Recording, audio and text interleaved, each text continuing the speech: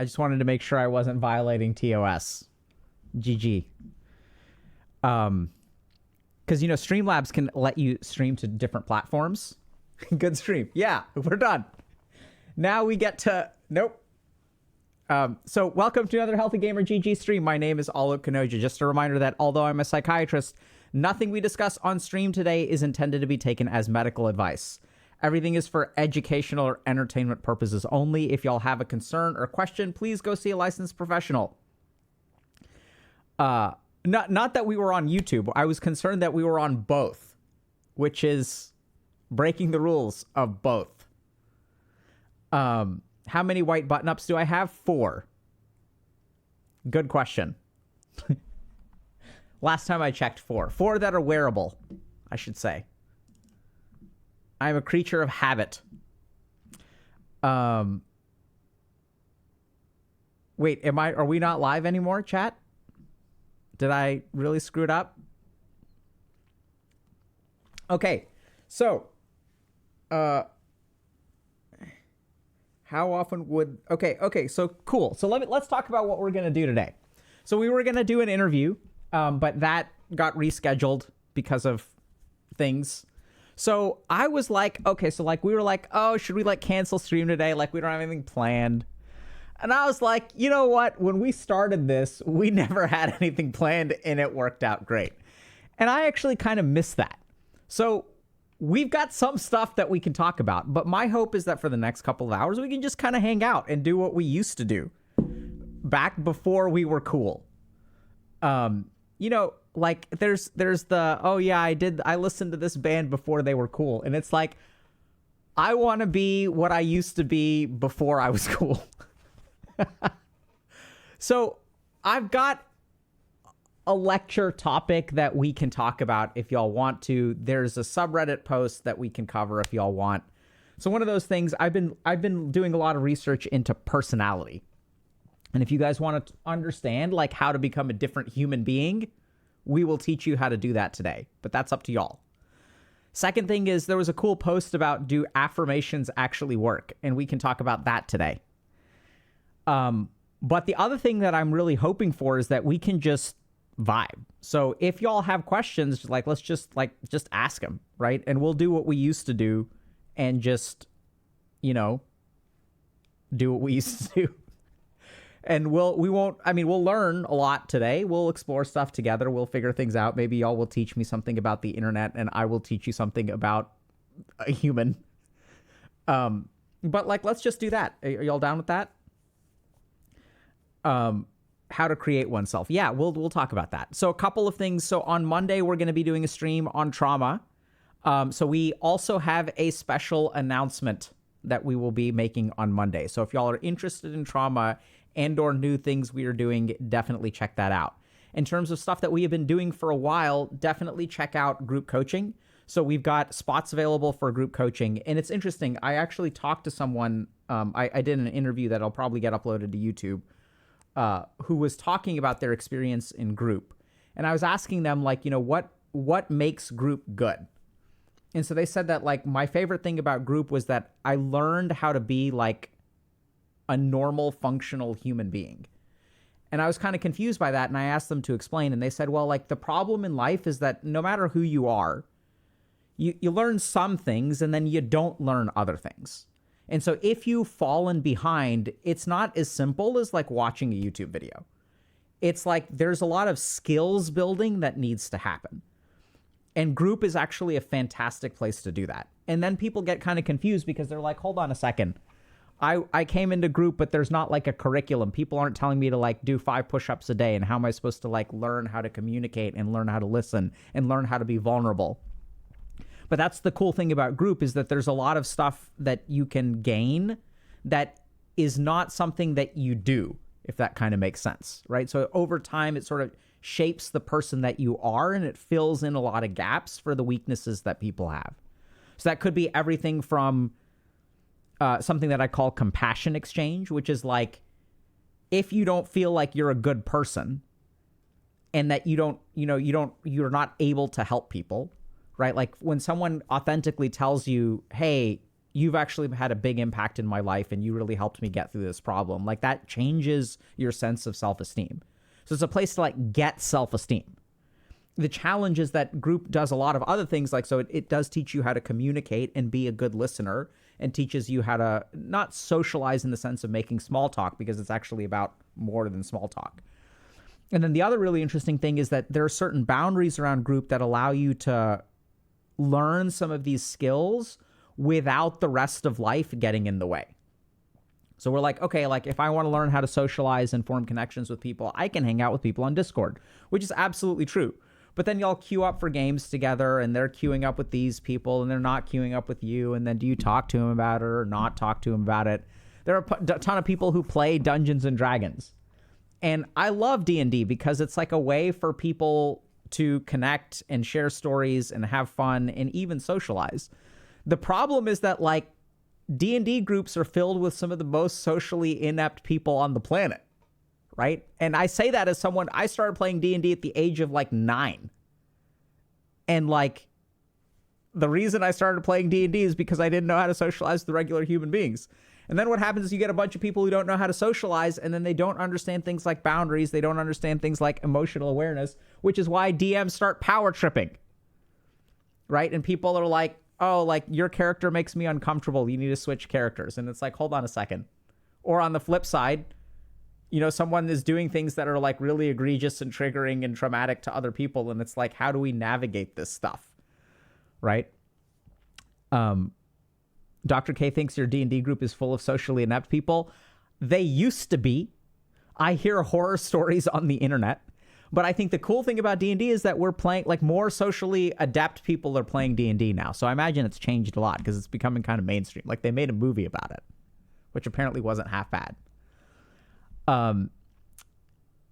And so anyway, so if you guys like, I don't know how else to say this, but if you're like, I have a problem in life and I'm not sure exactly what it is, or I have multiple problems in life and I'm not really sure how to fix it, and you've tried self-help stuff for a while, you're like, I've tried YouTube videos, I've tried watching streams, but like, I'm just not making progress. The key thing about group is that if you sign up 20 weeks from now, you will have made some progress in some dimensions. And that's the key thing. And you're like, well, 20 weeks, like, oh my God, I can't wait that long. I want progress to happen tomorrow. And how long have you already waited to make progress? Because real progress takes time, right? Getting in shape, developing healthy habits takes time. And the cool thing about group is all you have to do is show up. So yeah, it takes time, but then like you don't have to structure a plan. You don't have to stick to a plan. You don't have to like be held accountable. So if you suck at that stuff, just show up to group and we'll do the rest. And you're like, what am I going to get? And the answer is, we don't really know, but you'll get something for sure if you keep showing up, because that's what the coaches are trained to do. Anyway, what is this groups thing? So we offer group coaching here at HG, and we have spots open for the first time in a very long time. So yeah, our coaching program has been full. And part of the reason that we're doing group is because we've got a waiting list of like over 1,000 people. I think it's 1,500 at this point. And we're, you know, we're trying to certify as many coaches as we can every year. But we just can't keep up. Like, we started coaching, I want to say 3 years ago with like 8 people, and we have close to 150 coaches now. And like, they're working as fast as they can. They can't get to everybody. And so that's why the group model is like really successful, because you can just help more people. It's a little bit different from personal coaching in the sense that if you've got a specific problem that you want to work through, then personal coaching is good. Especially stuff like career coaching works really well, right? If you've got a problem with your career, then do career coaching. But I think for a lot of people who are like, I just generally want to level up, right? I want to open up a loot box that will have random amounts of leveling stuff up in my human being and in my life. If you want a random assortment of level ups in your life, then group tends to work really well. Yeah, so Aether GG saying, I'm objectively bad at adulting. That's what group will help you with, right? And it's not completely random. So like, you can go there and focus on one thing, and the coach will recognize, okay, like 6 out of 8 people in group need to work on this thing, so we're going to level that up. So there's a lot of intentionality on the coaching side. The problem is that from a telling y'all what to expect. Like, the answer is it depends. And the other really tricky thing is that oftentimes when you think you have a problem, you try to fix that problem, but things don't get better. And that's because that's not actually what the problem is. And that's what we see on stream, right? Where someone comes in and is like, Dr. K, my problem is this.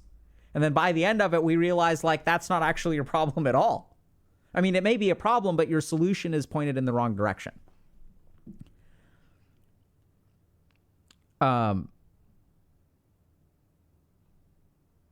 Cool, #X27. I'm glad that you think of me as the GOAT.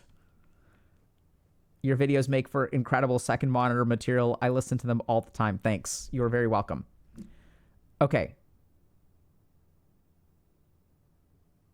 Josiah444 is saying, so you need to open up to a group of strangers instead of one. Sounds terrifying. Yes, it does sound terrifying. The good news is that it is not terrifying. All right, so this is the problem in life. When we hear things that sound terrifying, we don't do them. But if you think about it, that's a huge mistake. Why does it sound terrifying? Because you have no experience. And without any experience of knowing what it is, you make a judgment. And then you retreat from your hypothetical. And when you retreat from the hypothetical, you never get any experience. And if you never get any experience, you don't know what it actually is, but you've knocked it off of your list. Right? This is the big scam of life. Is that our fear is supposed to protect us. And as things sound terrifying to us, we move away from them. But fear evolved for a world where we're like being hunted by tigers. Not a world where we are talking to people on the internet. And so our brain is maladapted. We didn't design a human being to function in this society. So the very things that kept us alive now screw us over.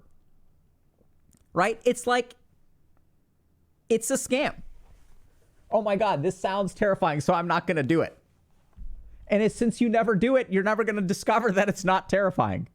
And so you're living your life based on a hypothetical without actually collecting data. And we wonder why we end up stuck or why we have problems. Your brain is scamming you? Yeah, but it's doing the best it can. That's what our brain does. Our brain scams us. It doesn't think it's scamming us. It's just an instrument that was designed for a different day and age. And so what we have to do is like adapt intentionally to the world that we live in today. I've reached a point where I'm considering dating, but Tinder is anxiety triggering. So, if you are considering dating, why the hell are you considering Tinder? If Tinder is anxiety triggering, you can use it, but it's not going to I don't know that that's going to help you. Right? So I recently saw a study, really fascinating. So if y'all want to know why it's hard to find people on Tinder or date people on Tinder, or why people will go through 200,000 people to get a date. So really fascinating study that shows that 50% of, I think, and this isn't anti-women here, 50% of the women who use Tinder are using it for non-dating purposes. So there are other psychological needs that are being met through Tinder, whatever they may be. I'm not sure. Whether it's attention, whether it's ego, whatever. I'm sure that a lot of dudes use Tinder for non-dating purposes. Oh, well, I don't know about that, but that's not, the study showed that for women. So that's just what the study was looking at. And so somewhere along the way, Tinder became the standard, but I don't know that it's a good standard. Well, what makes Tinder so good? Well, Tinder is good because I don't have to do anything. But it also doesn't work. So you can expend very little effort and get very little return, or you can expend some amount of effort and actually get pretty good return.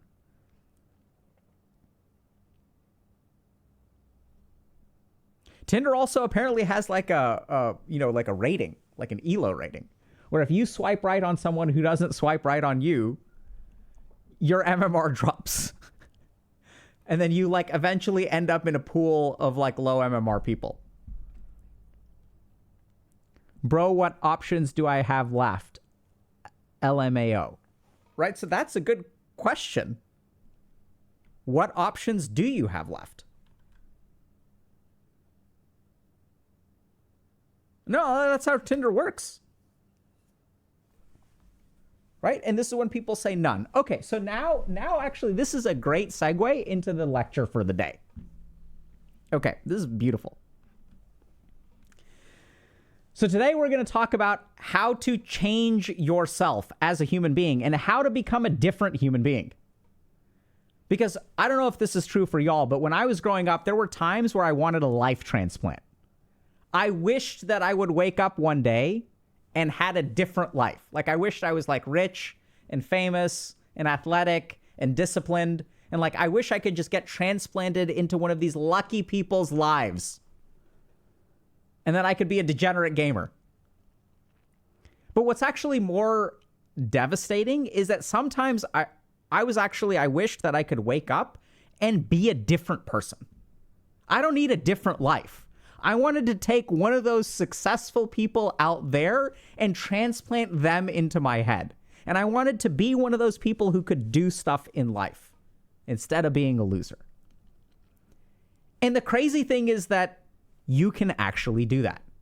You can wake up as a different person. Now that may sound insane. You're like, wait a second, how can I wake up as a different person? That sounds impossible. The real irony here is not only is it possible, it's something that we as psychiatrists do on a daily basis. So when I work with someone who has a personality disorder, what we do is we change their personality. So there are people with narcissistic personality disorder who go through life as narcissists. There are people with antisocial personality disorder who go through life as sociopaths. There are people with avoidant personality disorder who wind up on Twitch. And there are people with dependent personality disorder who wind up on Twitch and end up showing up to every one of Dr. K's streams. These are people whose personalities shape the life that they live. Right? So, and the tragedy here is that a narcissist goes through life and thinks that everyone out there is against me. This person is screwing me. This person is screwing me. This person is treating me like crap. This person is disrespecting me. And they go out there, they think, oh my God, all these people are screwing me up. But if you know a narcissist in your life, you know that the other people out there are not the problem. The narcissists themselves is the problem, right? They're the cause of all of their misery. And how do we know this? We know this scientifically because we've developed evidence-based treatments like dialectical behavioral therapy, mentalization-based therapy. We develop these psychological evidence-based treatments that will take a narcissist and after about 12 to 18 months, start to turn them into a non-narcissist. We will change their personality. And then something really cool happened. A bunch of people diagnosed personality disorders. A bunch of people developed treatments. And then a group of researchers sat down and said, I wonder what is the common element to all of these treatments. And they discovered the core facet that is responsible for changing someone's personality. And that's what we're going to teach you today. Because it works for narcissists, works for sociopaths, it'll work for you too. And what this comes down to is the concept of metacognition. So before we kind of dive into that, we need to understand what personality is. So personality is three things. The first is it is the way that you interpret information. The second is it is the way that you react to things, circumstances. And the third it is the way that you behave. So it's the way that information comes in, some kind of transmutation or alchemy goes on in here, and then a behavior comes out. This is personality. And you may say, wait, hold on a second. How is that personality? Well, let me give you an example. Let's say we take two different people who have two different personalities, and they get faced with the same situation. I got dumped. One person will interpret that information in one way. Wow, I really suck at life. They will react to it in here. They will form some kind of conclusion. I am unlovable. and it will affect their behavior. The next time I want to ask someone out, I'm not going to do it. A second person gets broken up with. They interpret that information. Okay, this person is breaking up with me. Sometimes people grow apart. It doesn't say anything about me as a human being. Internally here, they will react to it in a different way, right? We drifted apart. That happens in life. I wish them all the best, and if I keep looking for love, I will find it. When they are attracted to someone, they will actually ask them out. Do y'all see that? So personality, it's not some weird, like, oh my God, like personality is like, it's who I am. And like, it can never be changed, and like, I am me. No, it's like we've scientifically figured out that personality is these three things. It's the interpretation of information, the internal reaction, and the external behavior. That's it. And if you can change those three things, you can change who you are, literally. And we do this all the time.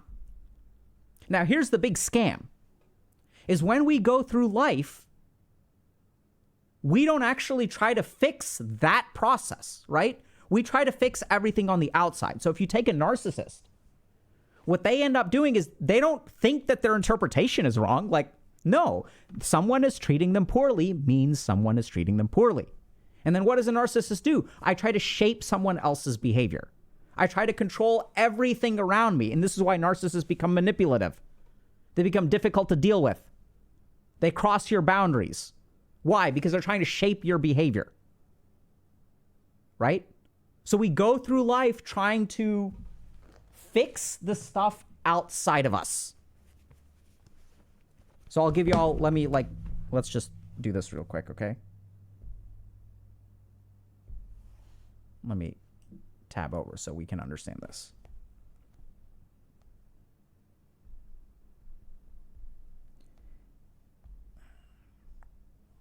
Okay. Does this work? Great. So let's understand this. In life, there are events, circumstances, people. Okay? And what we try to do is we try to control these things. I want to get promoted. I don't want to get dumped.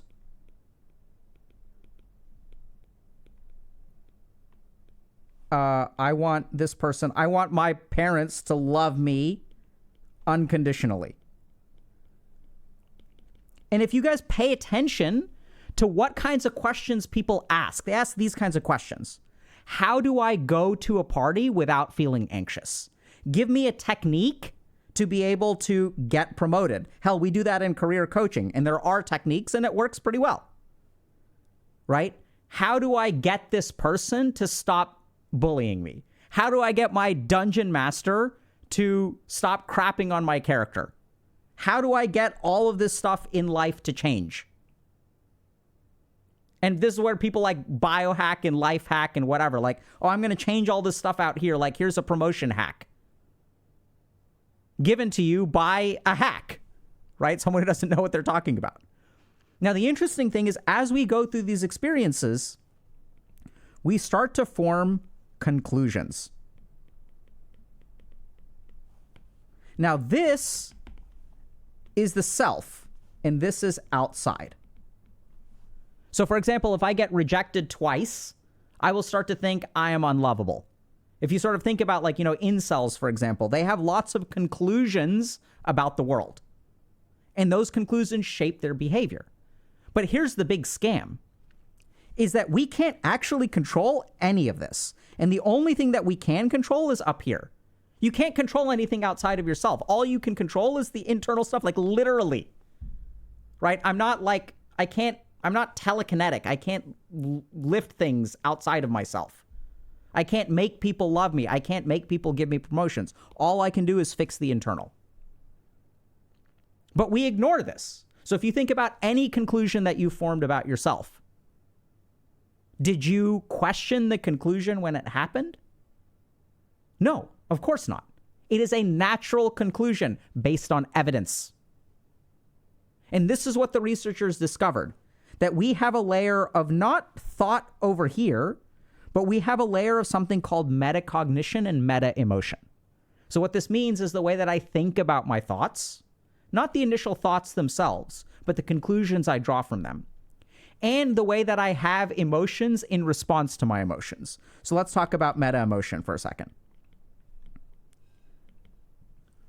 So I feel anxious at a party.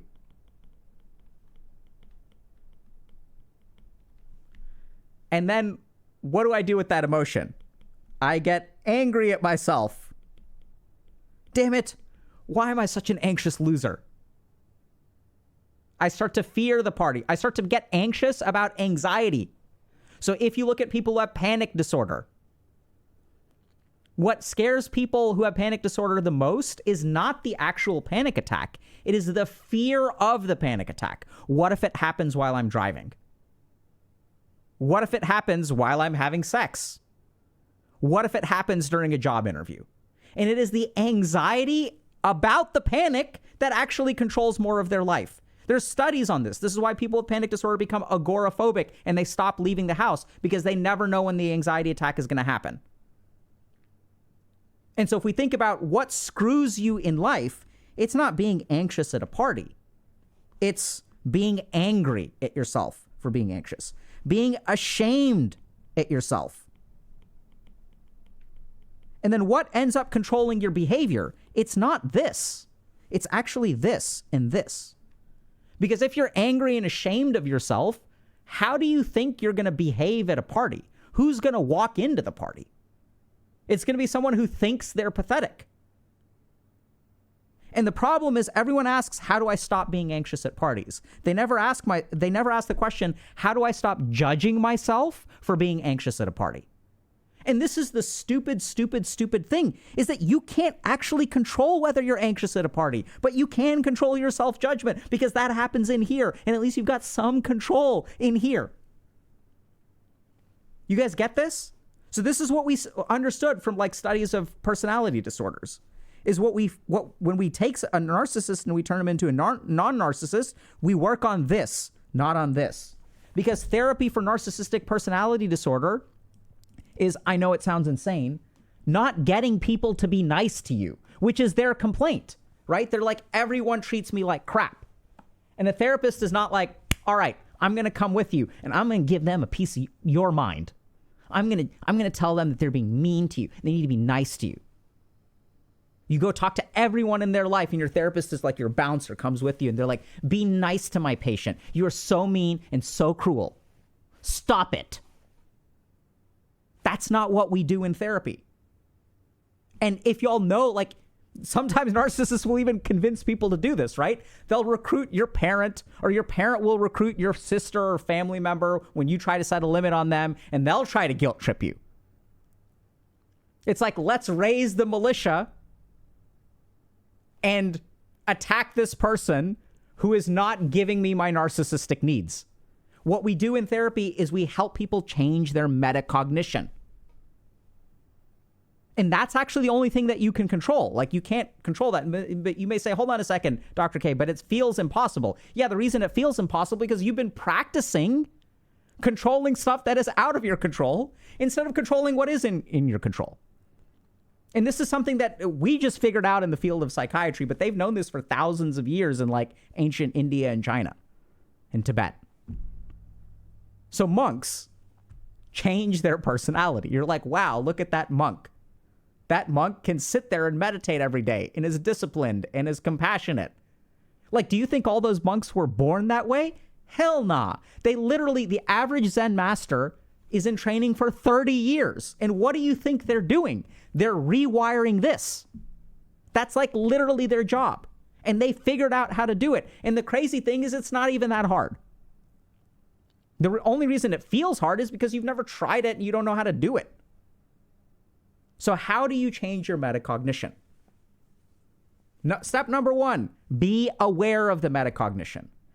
So be aware of any conclusions that you draw from any experience that you have. So anything that you conclude about yourself. If you get dumped twice, I'm unlovable. You got to catch that. But that's the thing. We don't catch that, right? We think it's true. It's not true. Literally, it is not true. It is a conclusion. A conclusion is a thought. It is a judgment. It is not truth. It is not actually evidence.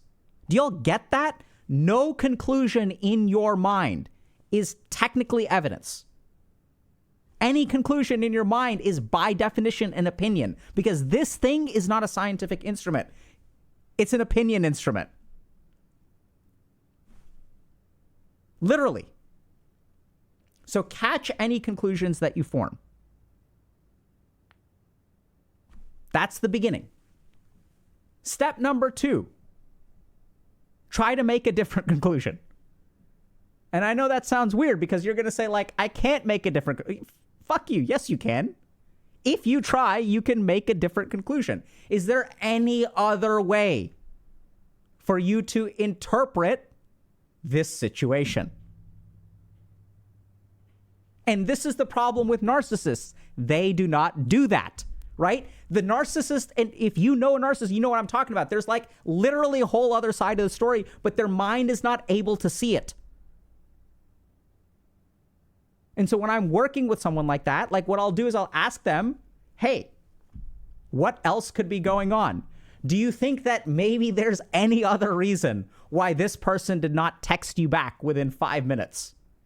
Is there any possibility that this other human being, I don't know, this sounds kind of crazy, has a life of their own? And maybe they're having a bad day, which is why they're not emotionally available to you. But we don't do that. Right? Yeah, it's like y'all are saying, they hate me. That is the conclusion that you come to. But that's not necessarily true.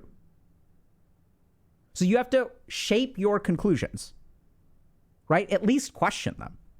And then hopefully what you can do is come up with some alternative. So what I'd say is like, come up with like some alternative. You don't even have to decide.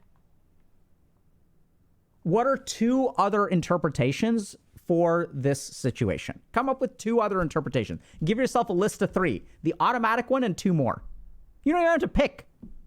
And if you do this, you will actually start the process of metacognition.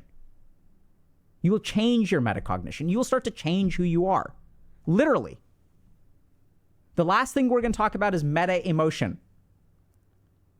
Because this one is like also kind of weird, but so this is, it's beautifully illustrated by a Buddhist story.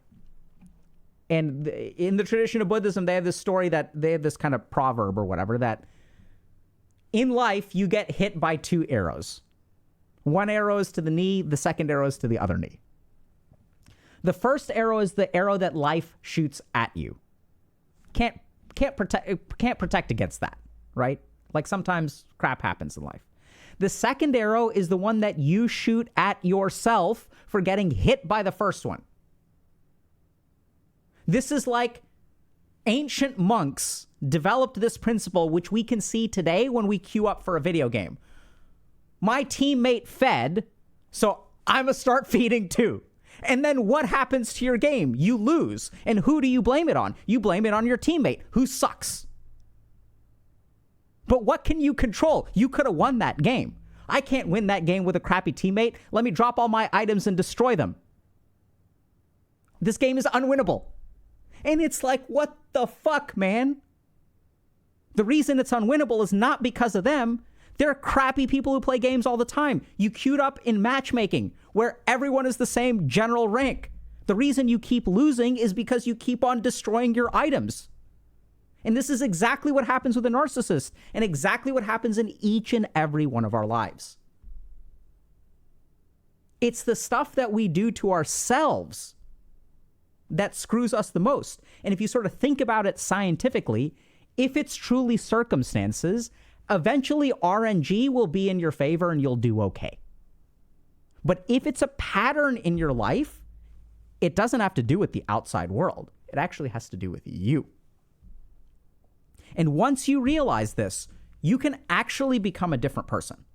And then the cool thing is once you become a different person, then your life, the course of your life will change 100%.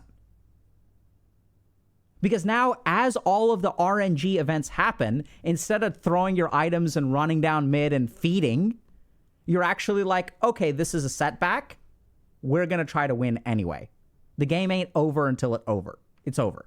And then you become one of these like resilient powerful Chad people who like don't let setbacks knock them down.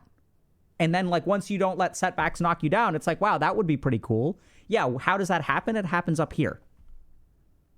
So if you want to change the person you are, focus on your metacognition. Focus on your meta emotion. Right? And someone's bringing up stoicism. So stoicism is another example of what does a stoic work on? What is the object of their work? A stoic goes into a workshop and works on something. What is that? It's all internal. A yogi goes into a workshop and works on something. It's all internal. And what do we work on? We go post on Reddit about some dumbass in my game is feeding. How can I win this game? And then people will tell us, they'll give us answers, and then what'll we do? We'll argue with them, and we'll get downvoted into oblivion. And that's like, what I love about Reddit is it's like a pretty good microcosm of what we do in real life.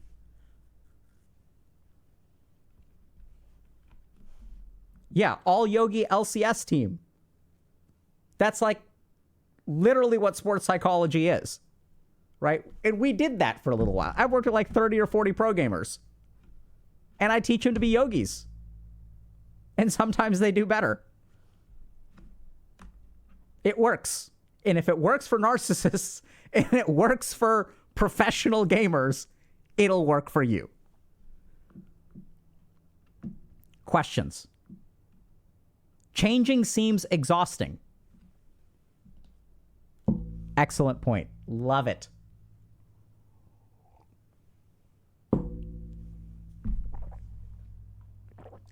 If you think change is exhausting, let's consider a couple of scenarios. Number one, how exhausting is your life today? Are you filled with joy and energy and passion and motivation? Why are you so sensitive to exhaustion in the first place? Because you're exhausted. Right? It's like, what kind of person is sensitive? Like, oh man, that's expensive. The person who worries about whether something is expensive or not is the person who doesn't have money. So if you are afraid of exhaustion, the first thing to understand is the only reason you fear it is because you're exhausted. You go to a playground and you see 6-year-olds playing on the playground. They're not worried about the exhaustion that comes from playing on the playground because they have lots of energy. When your cup is full, you can afford to spill some. So first thing is, it's exhausting to be in your life sometimes, right? I've certainly felt that way from time to time. The second thing is that changing is only exhausting until you learn how. And this is the big tragedy in life, is the stuff that is good for us feels bad. And the stuff that is bad for us feels good. I didn't make the rules, y'all. It's just how it works. And so you need to change your relationship with your own suffering. And if you want to put together your life, stop being afraid of your own suffering. It is in the avoidance of our own suffering and the avoidance of difficulty that we actually end up making our lives full of difficulty and full of suffering.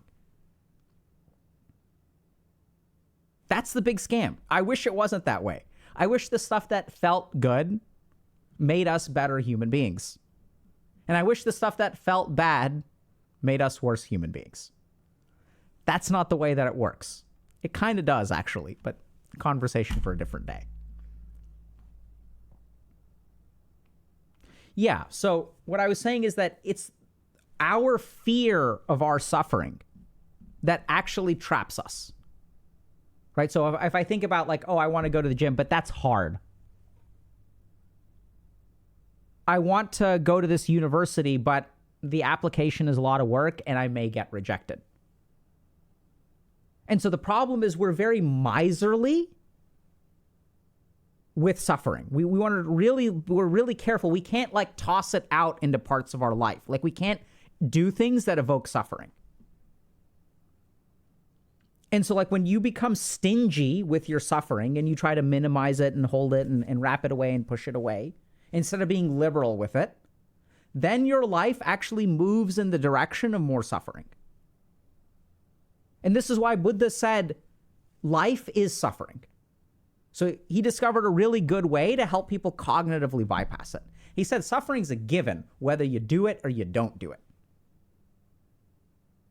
No matter what you do, you're going to suffer. And if you accept that suffering is a given and cannot be avoided, suddenly your life changes. Because now you don't have to avoid stuff. And now people may say, but hold on a second, suffering's not a given. There are things that bring me pleasure and don't bring me suffering. Incorrect. Let's understand this. So technically, the word that we're talking about is dukkha. Dukkha is translated into English as suffering. But technically what dukkha means, if you literally translate it, what it means is empty space. So any experience that you have in life that is not complete, and we'll get to an example, that's where dukkha is. Dukkha is in the empty space of even pleasurable experiences. So I'll give you all a simple example. Let's say I eat a cookie. When I eat the cookie, I enjoy it. It's fun. But I feel guilty. I shouldn't eat a cookie. I should eat a piece of fruit. Or I should eat like baby carrots. So in that pleasure, there's a tiny little space of guilt. And that's dukkha. It takes a pleasurable experience and then we add a little bit of guilt to it. Right? And that's dukkha. And then we say, well, okay, hold on a second. I know how to fix that. I'm going to be stoic. I will not eat the cookie. So then you're looking at the cookie and you decide not to eat it. And then you avoid the guilt of eating it. But your life is still empty. There's the emptiness of, man, I wanted the cookie. Why can't a cookie be healthy? Why can't a cookie be full of fiber and vitamins? So whether you eat the cookie or don't eat the cookie, there's going to be some empty space, right? I'm proud of myself for doing something healthy, but there's a little bit of gap there. It's like, I really wanted the cookie. So you're kind of damned if you do and damned if you don't.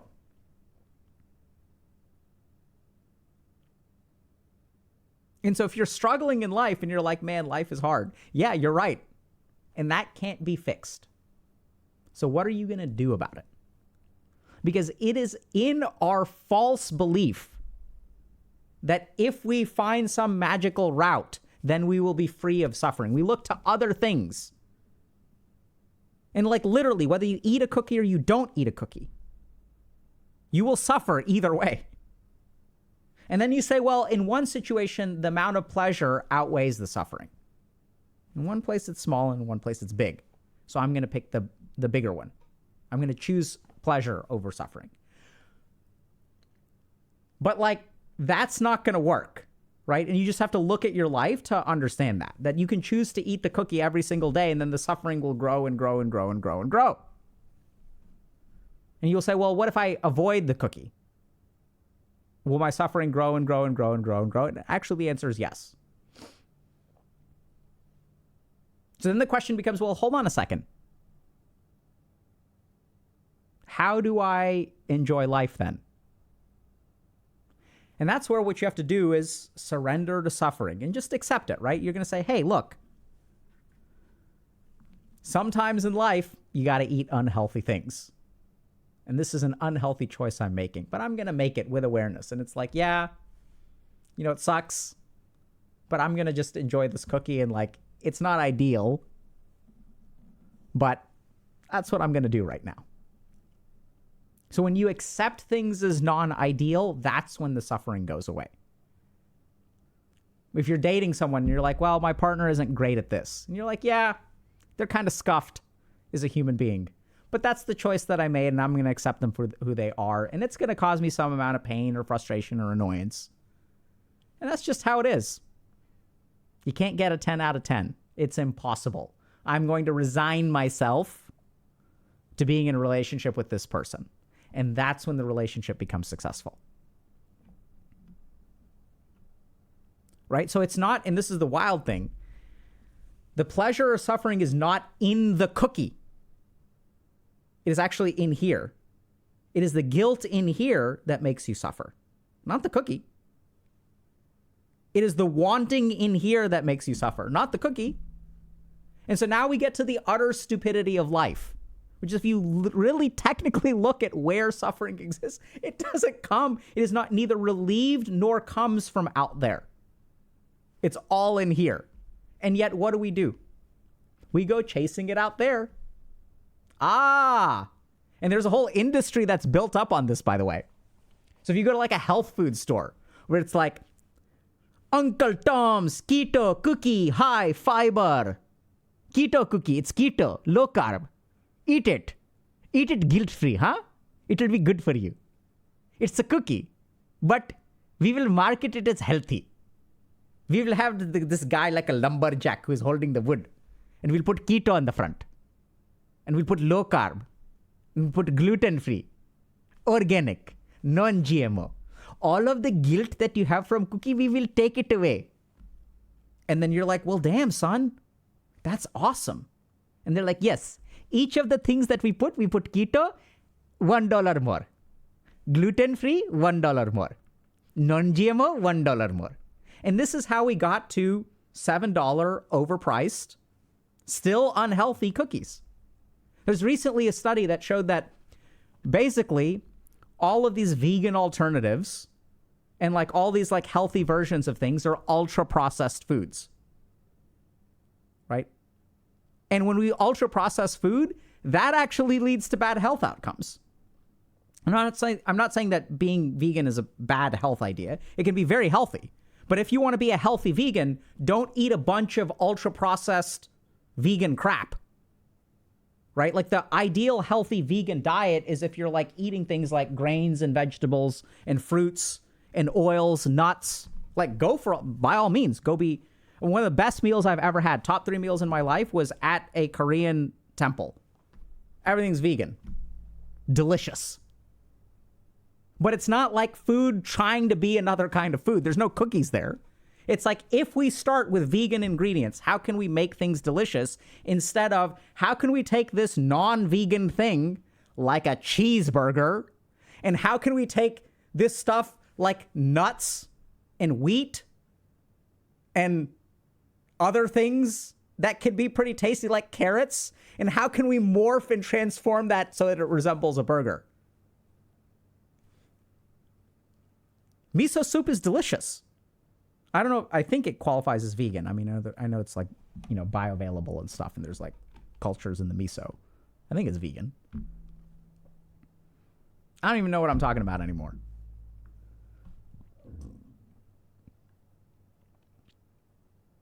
Yeah.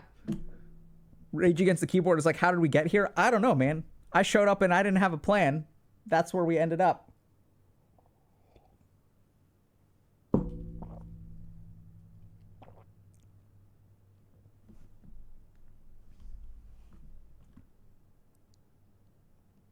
Okay. So NP Sal is asking, Dr. K, but what about the super triggering stuff that feels too hard? So there are two things about that. One is you don't have to do that stuff right away, right? So you can level up your tolerance. And the second thing is super triggering stuff that feels too hard. So what is the conclusion, the metacognition that you have about things that feel too hard? I can't do things that feel too hard. So if you're someone who says, I can't do things if they feel too hard, I can only do things that feel normally hard. That's a very dangerous game, because now you've given your brain and mind the ammo to keep you stuck. Because if your mind doesn't want to do it, it's going to make it feel hard. Y'all get that? So this is a really interesting piece of research. So when someone is going through withdrawal and they're addicted to a biological substance, if they have a very powerful craving and they give into it, their cravings get worse over time. The more you resist cravings actually lead to worsening cravings, which may sound weird. And what's going on there? Let's understand this. So my body wants alcohol. Let's say I'm addicted to alcohol. And in this case, when my body wants alcohol, it knows exactly what it's doing, because alcohol withdrawal can be lethal. if you are really dependent on alcohol and you quit cold turkey, your brain can start to have seizures. And at the end of a seizure, the reason that alcohol withdrawal is lethal, at the end of the seizure, there's about a 4-second window that can induce cardiac asystole, can actually shut off your heart. And then people can die. So when you're addicted to alcohol and your body is like, we need a drink, it knows what it's talking about. And then your dumb ass comes along, it's like, no more drinking. Screw you, body. We are going to get healthy. And the body's like, you're going to kill us, bro. And so the body induces a craving. And then you resist the craving. And then it makes you crave more because it needs it. And then you resist that. And it craves more. And then finally you give in. And now our body realizes, okay, this dumbass, this is the level of craving it takes to keep us alive. And the next time that you try to quit, it's going to jump straight to the high level of craving. It's going to ignore these like low and medium level things. Right? It's like trying to talk to a deaf person. At the beginning, you're like, hey, can I get your attention? Or someone who's hard of hearing. Then you're like, hey. And then eventually you're like, yo. You figure out what level of signal you need to get the behavior that you want. And the body does the same thing. And so if you're trying to overcome cravings, you've got to do one of two things. Either you give in right away or you never give in. Don't piddle around for a little while and then give in, because that's going to make the cravings worse. And so if you're someone who like struggles with stuff being hard, you need to understand this principle. That your body may learn, your brain, your mind may learn that, okay, if I make things feel hard, then they're not going to do them. And then everything will start to feel harder. And then everything in life feels really hard. And why is that? It's because your mind is trying to get you to not do anything. And then you may wonder, well, why would my mind do that? And the reason for that is because when you try something, things fail. It's not worth the effort. It's a lot of effort. You don't get anything anyway. And if you had a couple of those experiences where you gave 100%, you didn't get anything in return, your mind forms a conclusion. Effort's not worth it, bro. Effort's not worth it, girl. So I'm going to keep you from wasting your energy by making things feel hard. It's looking out for you. It's trying to protect you from wasting your time. And you're not wasting your time, but you're not spending it towards anything useful anyway. Right? So then you get stuck. Where you're like, you have one of these lives where like everything's hard, but like you kind of don't do anything anyway.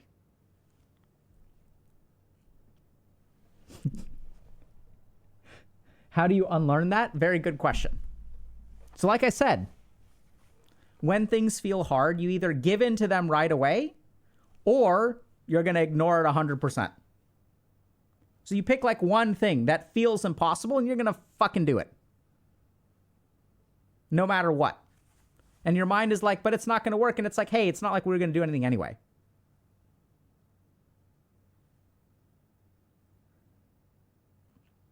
And someone's saying, just do it. Don't just do all of it. But by all means, just do one thing. Right? And muster every ounce of willpower you have to do that one thing. It's not just do it. It is exhaust your stores to get one thing done. Because when we say just do it, we make it sound easy. It's not easy. It's like we're going to have our last stand. And we're going to be exhausted at the end of it, but we're going to do this. Just exhaust all your energy is correct. Yes. That feels really hard. Yes, it does. And it's okay for things to feel hard. You're going to be tired either way. You're going to be tired at the end of 4 hours of doom scrolling or 6 minutes of doing something. You can doom scroll for 3 hours and 54 minutes when you're done with your 6 minutes of effort. Go for it.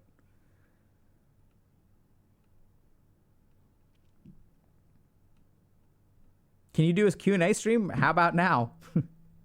Rebecca or Rebecca? Okay, so here's what we're going to do. We're going to do questions, okay? So well, this is what I want y'all to do. We're going to do different kind of questions today. Don't just ask any question. I want you to ask the question, think about it we're going to give you all like 60 seconds to think. And think about the question that is the most important question that you can ask right now.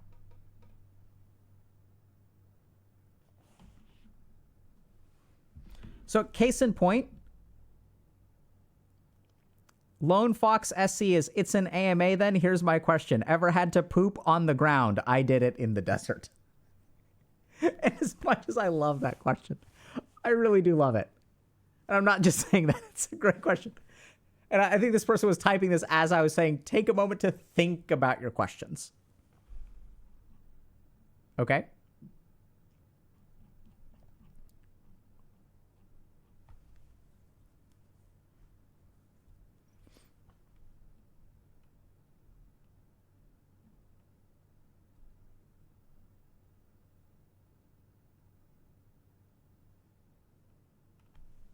Okay, so I see, okay, I'm going to go through these, okay?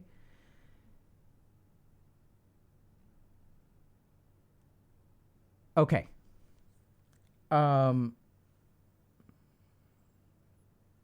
right, so, oh, these are good. Let's speed run some of this stuff. Okay.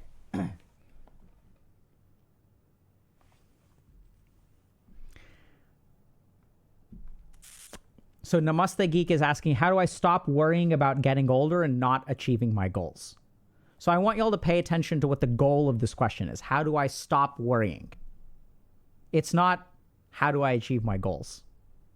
Right? And therein lies the problem. So the basic problem is that when we think about the problems in our life, we don't actually think about fixing the problems. We try to fix the emotions that come with the problems. How do I stop feeling frustrated? How do I stop worrying? How do I stop worrying when I go to the party? How do I stop worrying about not achieving my goals? And so if you sort of think about it, what's your goal? It's to stop worrying. It's not to achieve your goals.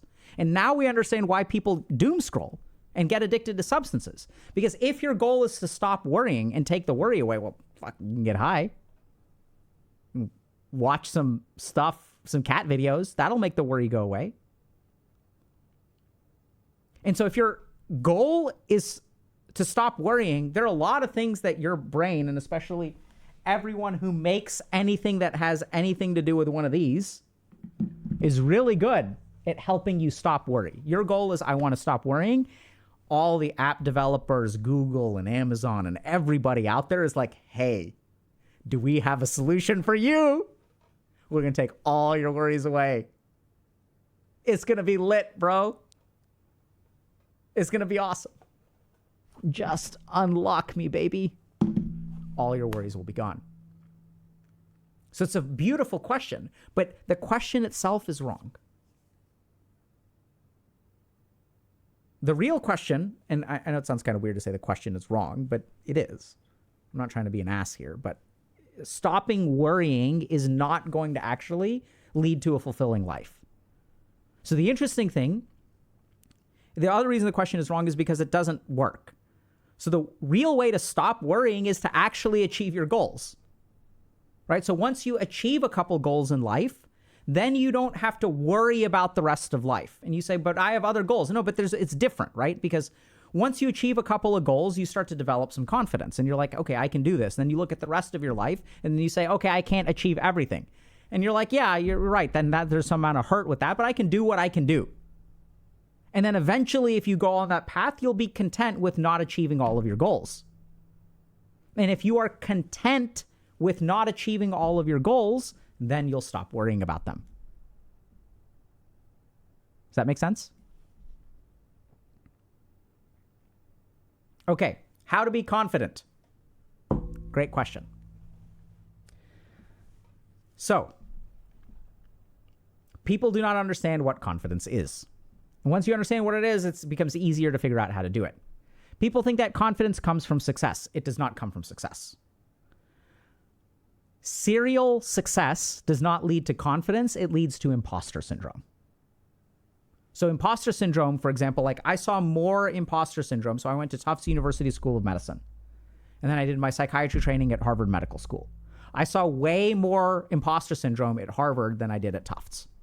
And why is that? The more successful you are, and if you have a meteoric rise to success, you're like, I don't know how I got here. Do I really deserve to be here? Everyone else around me seems to be really like they deserve to be here, but like, I'm not even sure. Confidence doesn't come from success. Confidence comes from surviving failure. And if you look at a child, you'll understand this. How does a child learn to walk? They don't develop confidence by walking 10 steps. They develop confidence by walking one step, stumbling and falling, and realizing that they're no longer hurt. They're not hurt. Oh, I fell. Nothing bad happened. Then they can afford to take another shaky step, and they can stumble there.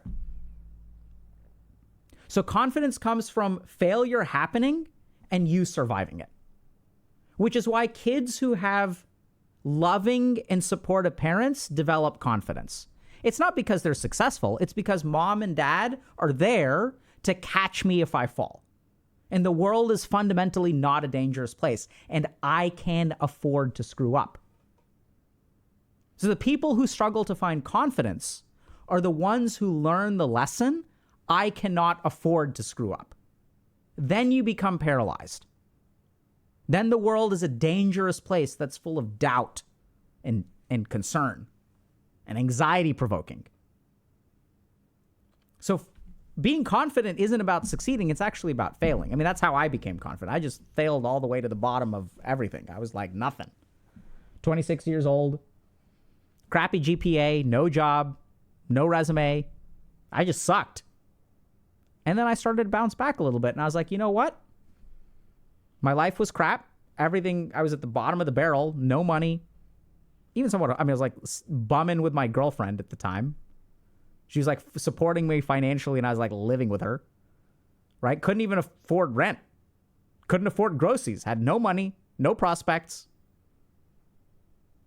Crappy GPA. Graduated from college a couple years ago. 3-year gap.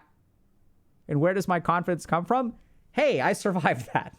And if I can survive that, I can survive this. So as setbacks start to happen, I start to deal with them with confidence. It's like, it's not that bad. That's where it comes from. It comes from being at the bottom, not being at the top.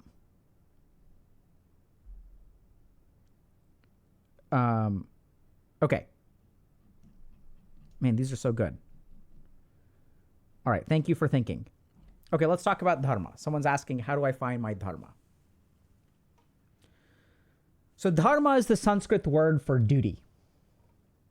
And the key thing about dharma is it allows us to choose the hard things. So if you look at a lot of the questions that people ask, they're like, how do I do something that's hard? How do I do something that's anxiety provoking? How do I do something if it may not work?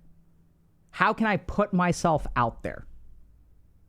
So in life, we have things that are easy and things that are hard. And generally speaking, our brain chooses the easy thing over the hard thing. There's one principle that allows us to choose the hard thing over the easy thing, and that is dharma or duty. To give you all a simple example, if someone points a gun at me, I will be scared and I will run away because I'm not a good Texan and I won't whip out my own. Right?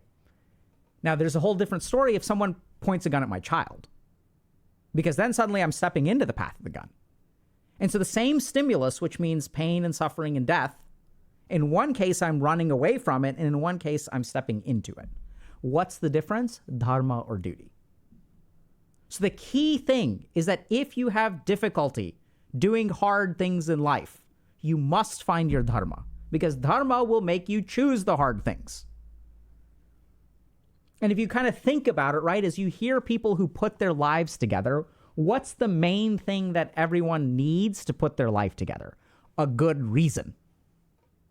Oh, I had a heart attack and I realized that, like, I need to take care of myself. They have a good reason. And so then the question is, okay, great, Dr. K, how do I find my dharma? So this is what's tricky. Couple of things. The first is that dharma is intrinsically linked to karma or karma. So your duty is by definition determined by your circumstances. So for example, like, what is my duty? My duty, I think, is to disseminate the knowledge that I was given. Super lucky. Despite the fact that I suck at life and did nothing to deserve it, I got to spend 7 years studying to become a monk and 8 years becoming a psychiatrist.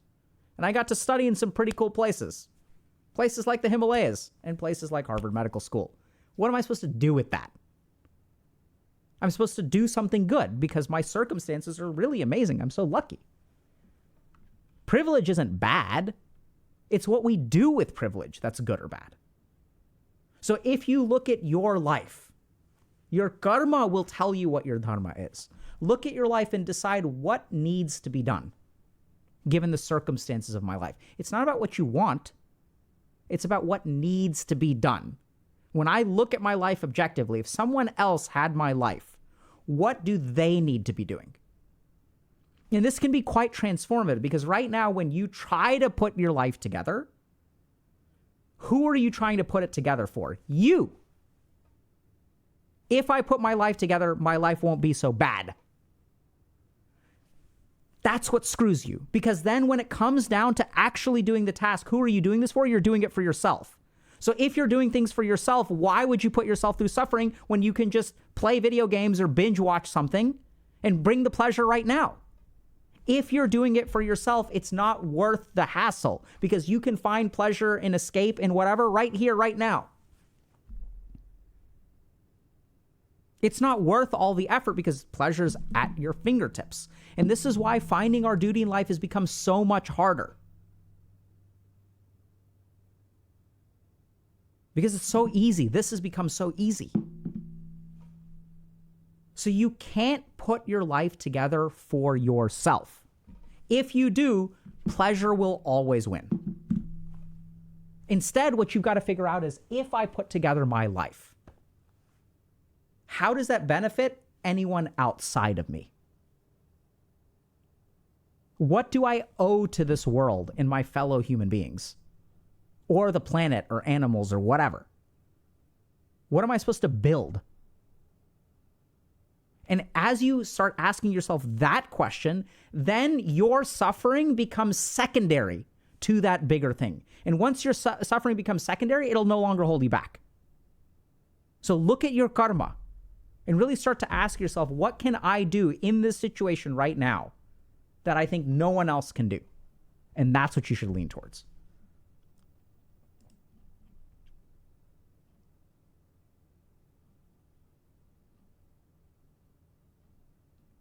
Okay.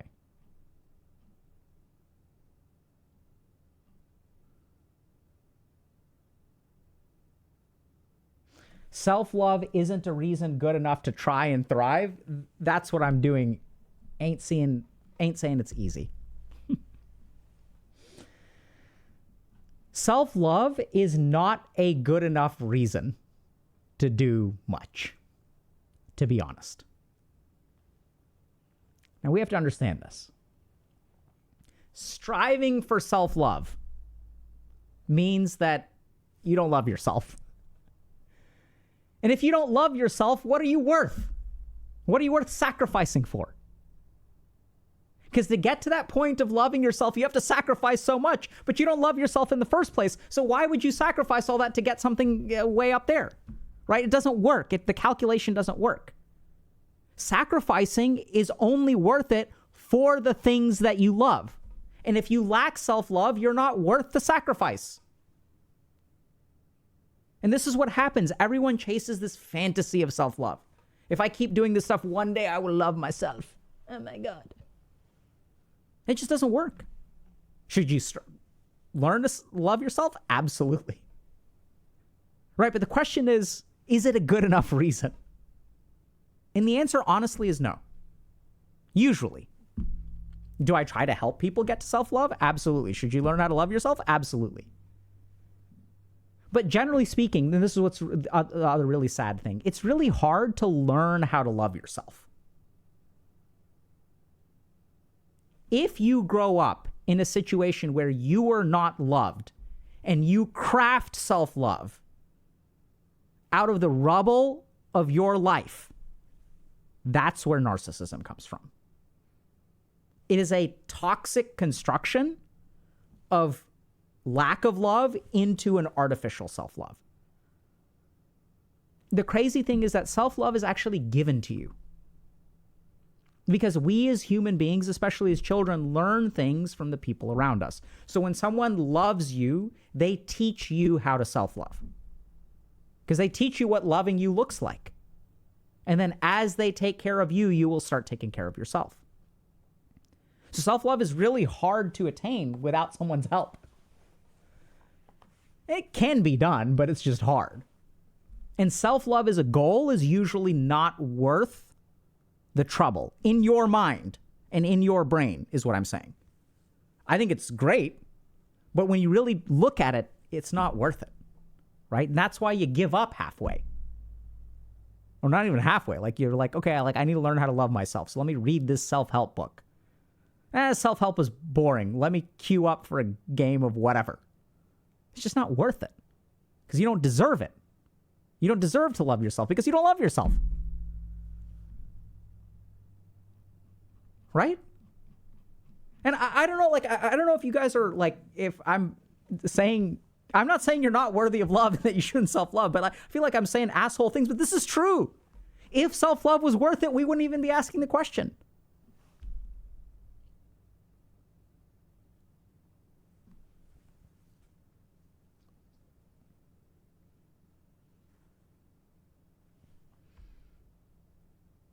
Great. So Haunted is saying, I learned to love myself. Lost 77 pounds in 11 months. You go, my friend. That's awesome.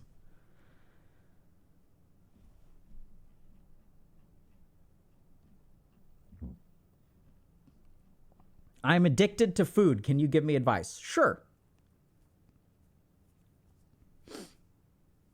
So let's understand why we get addicted to food. So there's all kinds of biological stuff, right? So the first thing is that when you eat certain kinds of food, let me think about this. Let me collect my thoughts, chat. We're going to talk about food addiction.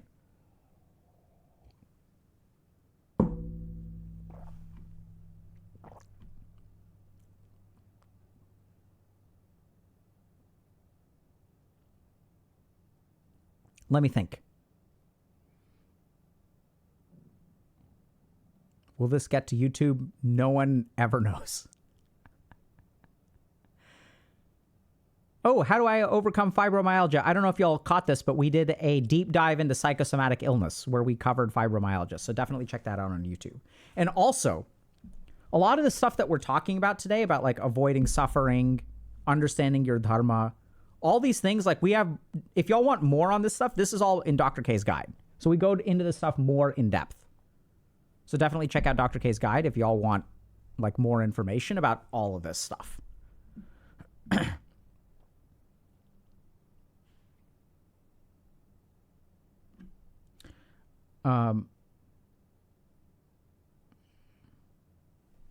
Okay.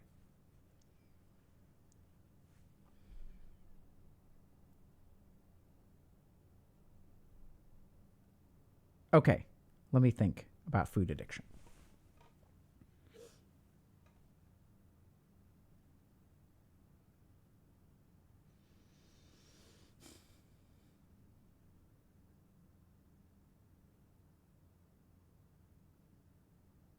I'm just trying to remember a couple of scientific studies so I can quote this stuff properly.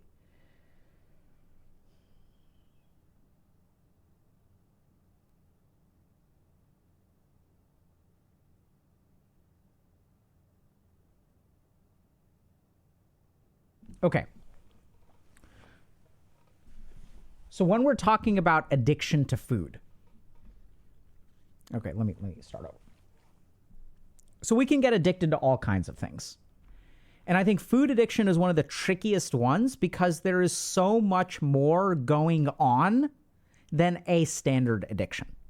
So when we sort of think about a standard addiction, there's like a substance that we have a chemical dependency on, or even something like video games where there's like a lot of stuff going on. But food addiction is unique compared to other forms of addiction.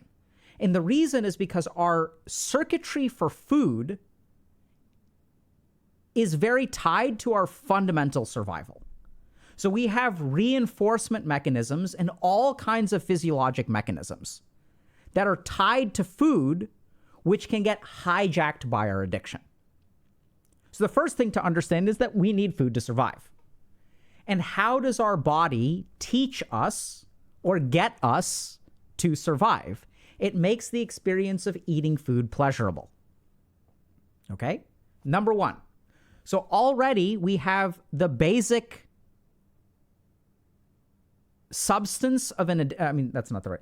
So we already have the basic formula for an addiction right there, because any addictive substance does two things: gives us pleasure and takes away pain. Okay? So anything that's dopaminergic, we can get addicted to. Cell phones, video games, marijuana, alcohol, food. The problem is that food has other kinds of things going on. So the second thing about food, so just a couple things I've observed, is that a lot of times people who struggle with food addiction have difficulty sleeping. So they either have restless sleep, they wake up like not in a good headspace, or they have difficulty falling asleep. And so one of the reasons that some people get addicted to food is that they use food as a sleeping aid. So when we eat a lot, and we're talking about binging like ice cream, like 2,000 calories of ice cream, how is that even possible before you go to bed at night? What's going on there? What's going on is we eat a ton of ice cream, we're going to get a gigantic insulin spike. And then we're going to get the food coma of the century, which is exactly what you need to go to bed. So there is a correlation between being addicted to food and having difficulty sleeping. And this is what's so hard, is when we start to take away, if we try to treat a food addiction, we're going to create insomnia as a result. And that means that like fixing the problem is going to make a fundamental problem over here, because sleep is one of the three things that we need to survive: food, water, and sleep. We don't actually technically need clothing or shelter or love. We need food, water, and sleep. That's what we need to survive. So you can fix one fundamental problem by creating another. That's the second reason why people get addicted to food. The third thing that happens with food addiction is that, just like any other addiction, it starts to take away particular things.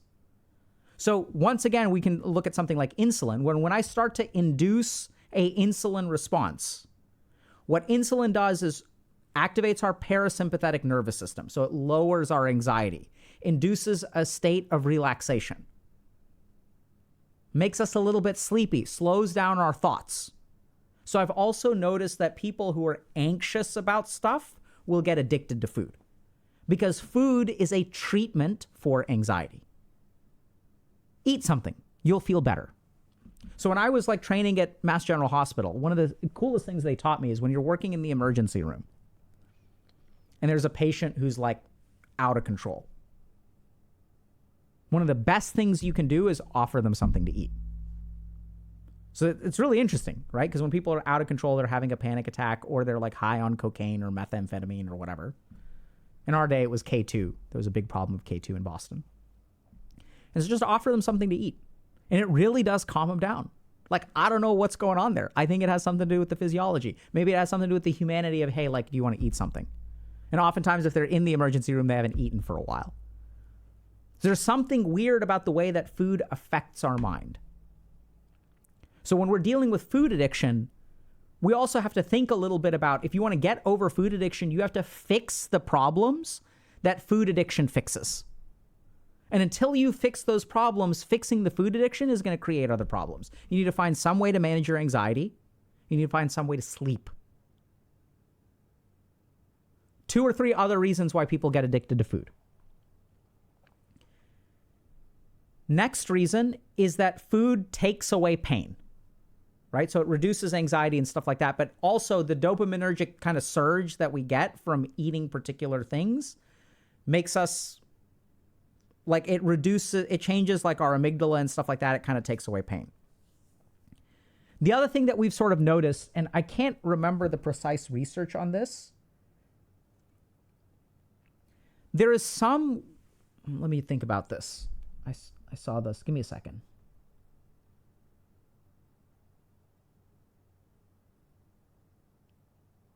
Okay, so there's something weird in the brain. So when we have a psychological hunger, physical food fixes it to a certain degree. And even if we think about the word, I'm hungry for love, why does your brain choose the word hunger when it comes to love? You can't eat love. You can't eat love and digest love and poop out love. Why do we use the word hunger? So there are some internal experiences that we describe as hunger, emotional hunger, hunger for love. And for some reason, the reason we choose that word is because the circuits in our brain that lead to psychological hunger, the circuits in our brain that lead to a psychological lack, actually are somehow tied to our like physical like sense of hunger. And so people will even say like, food is my love language. When we think about feeling loved, food is a part of it, right? And because we've been like evolutionary wired that way. Oh yeah, like mom's tortilla soup or grandma's like chicken and gravy or whatever, chicken and waffles. Like there's so much about emotions and food that are like tied together for evolutionary reasons. Home is where I get fed. Home is where I survive. Home is where I have love. So there's some really deep stuff in our brain that connects our psychological needs with our physical needs. There are even studies, and I'm blanking on the specific references, that show that as you psychologically need more stuff, physical food can satisfy those parts of the brain. And there's also a really interesting kind of correlation from this from Buddhist philosophy. So the Buddhists say that between heaven and earth, so the Buddhists say that between earth and hell, there's like this area in the middle. There's like a train station. And before you go all the way to hell, some people end up in this middle layer called the realm of hungry ghosts. And the realm of hungry ghosts is where souls go and they feel hungry all the time. And they eat and they eat and they eat and they never get satisfied. That's a special kind of hell. It's not quite as bad as the real hell, but it's a special kind of hell that really sucks. To eat and eat and eat and never get satisfied. And this is the experience of someone who has a food addiction. This is why we draw on some of these Buddhist principles to sort of think about hunger and what it means to be satisfied when we're treating people with food addiction. So the other thing about food addiction is that you need to satisfy your psychological needs as well. So if you are unloved, you need to fix that. And people may say, well, that's hard to fix. You're right. It is hard to fix. But if you really want to know how to fix a food addiction, that's a part of it, right? That's just true. And that's what makes food so much harder to treat, food addiction so much harder to treat. Our treatments are not as good. We don't have nearly as much research on food addiction. And why is that? It's because it's not just like alcohol or marijuana or like ketamine or this discrete chemical compound that goes to one part of your brain and turns it on. Food is so much more holistically wired and integrated into different parts of our brain. And if you really want to recover from food addiction, you have to understand which of these aspects it's doing, whether it's physiologic, whether you're talking about you become dependent on the insulin it releases because of the way that it slows down your mind and helps you go to sleep and helps you wake up kind of foggy. Or is it some kind of psychological need that you are fulfilling with food or covering with food in some way? Because those parts of your brain are connected. And then there's the standard stuff of taking away pain and giving you pleasure. And the other really interesting thing is that I think food addiction and anorexia are also very closely connected. And anorexia is really hard to treat But there's something really interesting about all of those circuits that get messed up with a food addiction also activate with anorexia in some way. Because we know, for example, that a history of trauma is correlated with anorexia. And anorexia is a situation where if you take kids who are anorexic, what you find early in their childhood is they have no control in their life. And there's one way they can get control, which is I get to control what comes into my body. That's the one domain where I'm not going to let anyone touch me. The rest of my life is falling apart, but I get to control what comes into my body. And people may wonder, they're like, but like, you know, as people get anorexic and they get to the point where they have electrolyte abnormalities and heart arrhythmias and they're literally dying from not eating. How is that possible? How does this person not see that they're dying? And that's because the more that your body tells you, hey, we're dying, the more it bludgeons you and the worse that you feel, the more in control you become. Because now you are controlling this tsunami of bodily desires. Every fiber of your being is yelling at you to eat something. Every person around you is yelling at you to eat something. The whole world is trying to get you to do something. But no, you are in control. And as the signals get louder and louder and louder, the amount of control that you feel and exert grows and grows and grows. The pressure of others just makes you stronger. And so there's something with that. And when I work with patients who are anorexic, I don't know exactly why. I'm happy to do some research and report back. Giving them love goes a long way. Giving them control goes a long way. And that's the real challenge with mental illness today, is that we think that the way to solve mental illness is treatment. And that's scientifically true. But if we really look at the lives of people who have overcome mental illness, it's way more than treatment. And I can say this as a psychiatrist, I don't deserve that much credit. It's not like someone comes into my office and 8 weeks later, they've spent 1 hour with me. They spent 8 hours and wow, their life is transformed. They have to start putting together every other aspect of their life. That's when people really become mentally healthy. Control can be defined as agency? Absolutely.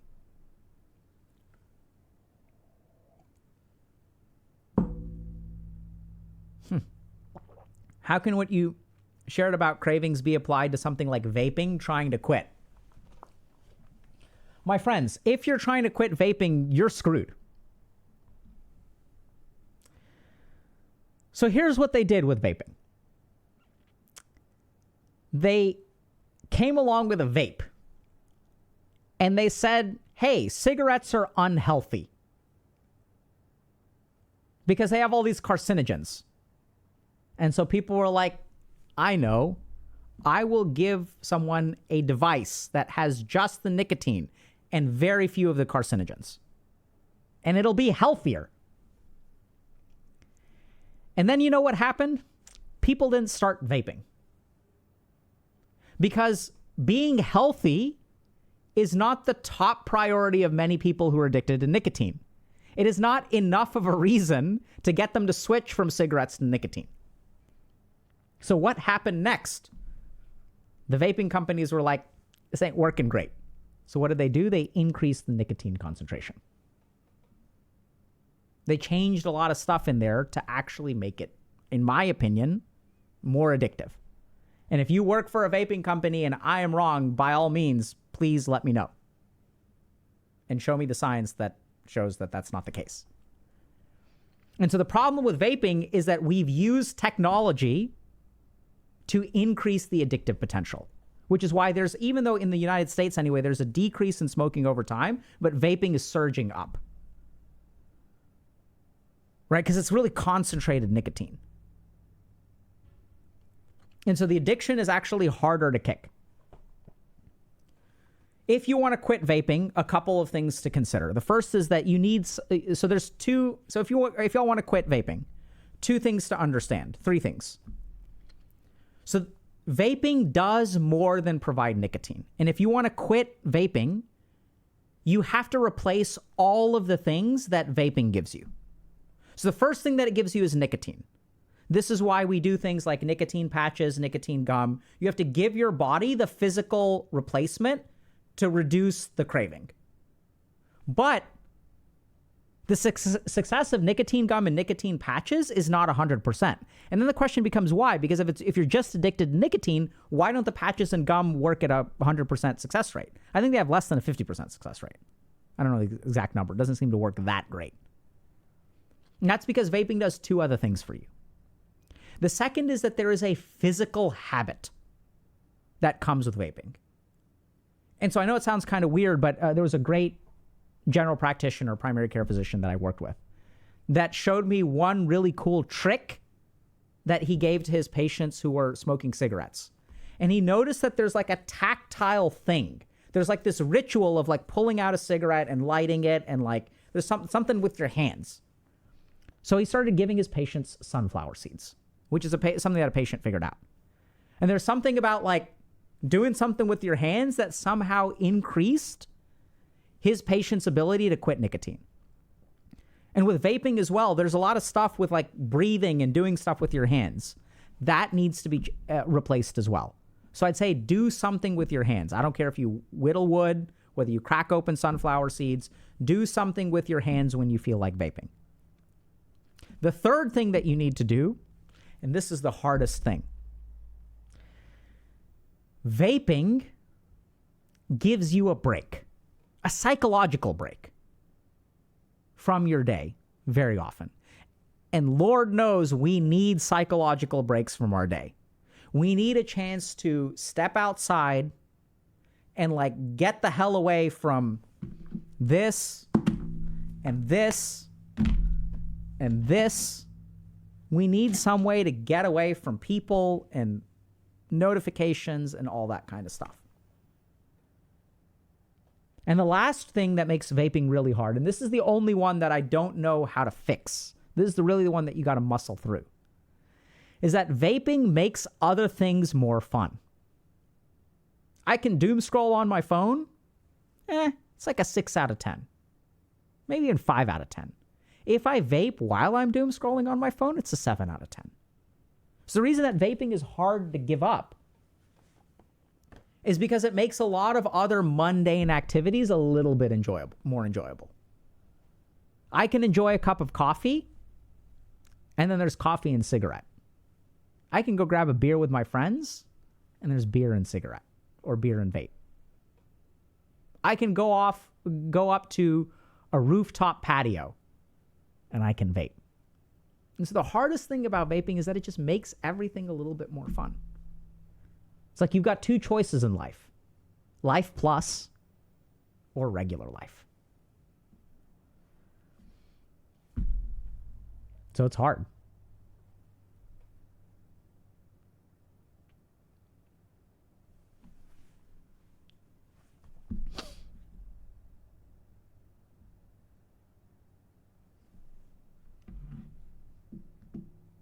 Don't start vaping.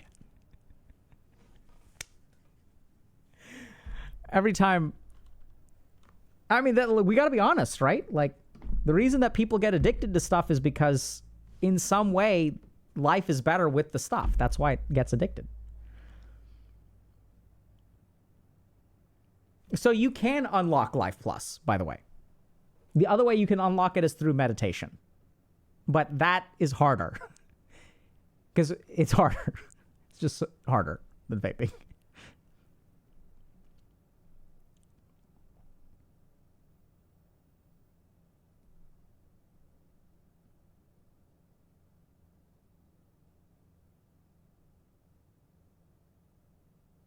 Is there a God mode for life? Absolutely.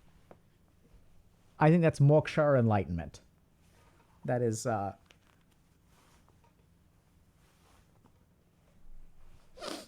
Yeah, meditation is the F2P option. Not always. Sometimes you got to pay for it, chat.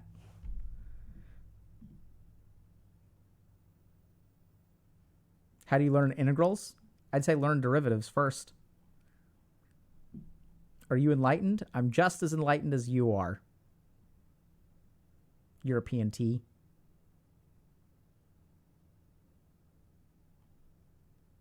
Have you ever tried nicotine, or is it knowledge without experience? I've tried nicotine once in my life. And now that I've answered that question, here come all the questions of Dr. K. Give us a detailed history of your drug use, please. I actually just tried nicotine in the last year or two. First time in my life. Are you a writer? We have a book coming out soon, which y'all will hear about.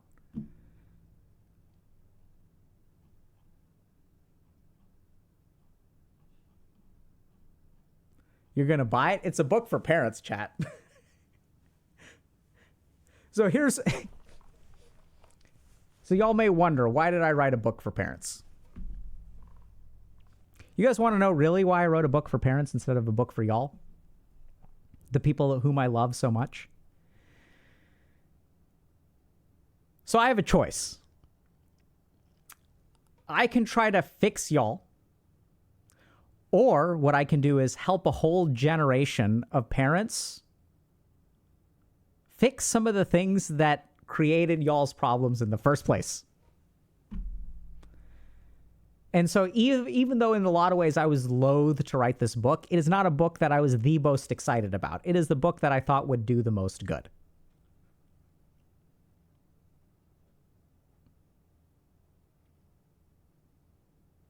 Are you doomed already? No.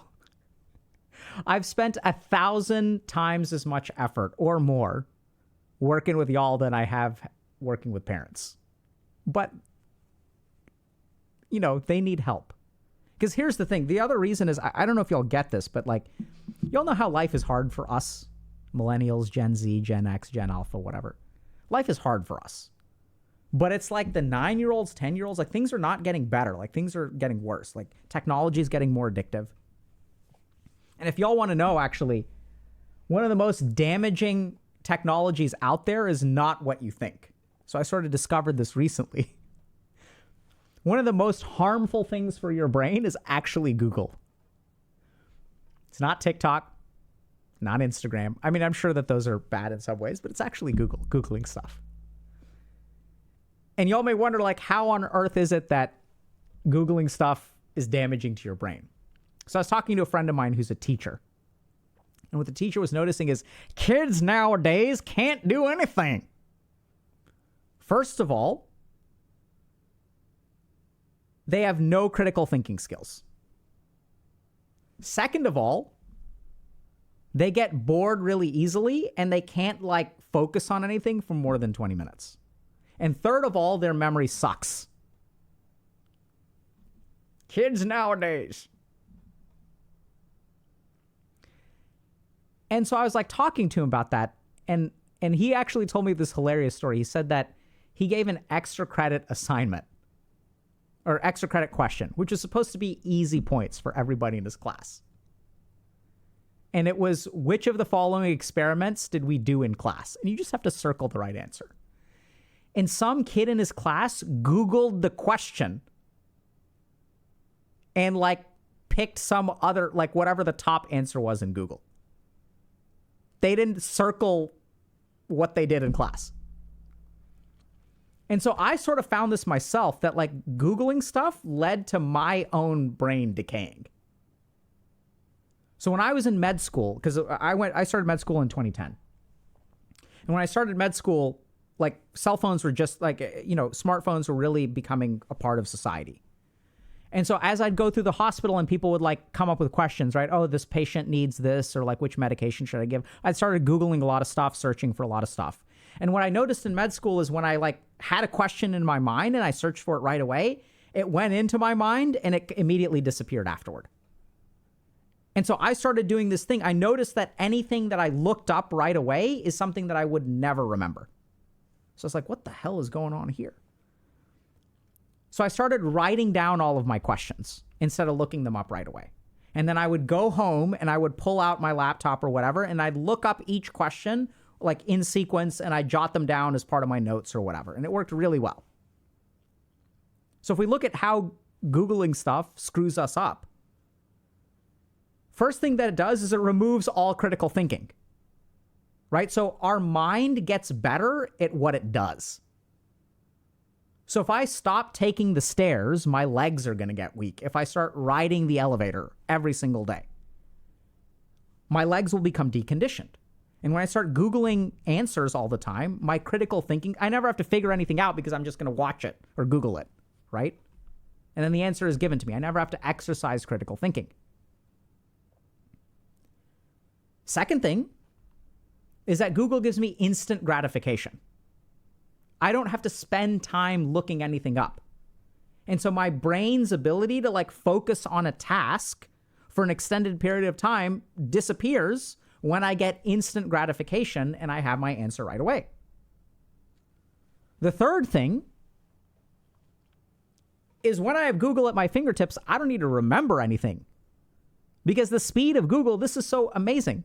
Google is so good at finding information that it's almost as fast as thought. The only reason finding an answer on Google is slower than thinking, remembering it, recalling it, is because it takes time to type. And especially if you're using one of these. It's faster than your mind. And so why do you need to remember things when all of the answers are at your fingertips? And there are even some people, and I'm actually one of them, I've made this argument at times, that have advocated for less memorization. Because why do we need to memorize things when all the information is on our fingertips? And even when I was in med school, people were like, you don't have to focus too much on memorizing, focus on understanding, because you're going to have all the answers at your fingertips. And so as we stop using our memory gets worse. And so I know it sounds kind of weird, but like, Google set out to do something amazing and they did an awesome job. And I don't fault them for it.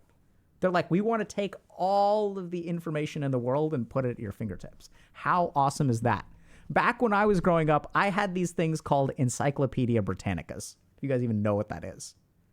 So I had this set of volumes that I have to pull out. I have to look stuff up. And I have to dig through the answer in books. And sometimes I used to go to the library and I'd like check books out and I'd like look at them to try to find answers for stuff. We had to go hunting. We had to be our own search engine back in the day. And it's really awesome that Google has made all this information available to our fingertips. I'm sure it's helped thousands, millions of patients because now doctors can look stuff up very easily. I used it all the time. I used UpToDate, but same, very similar. So we got to be careful because if you're Googling stuff all the time, you're not going to be stretching your memory. You're going to be taking the elevator when it comes to memory. You're going to be taking the elevator when it comes to critical thinking. And you're going to get instant gratification. You don't need to focus on anything because you get the answer right away. So if you want to improve your critical thinking, don't Google stuff. Think about it first. And for parents too, like this is what I recommend to parents is like, when your kid asks you a question or has a question, don't let them Google it right away. Have them try to figure out the answer first.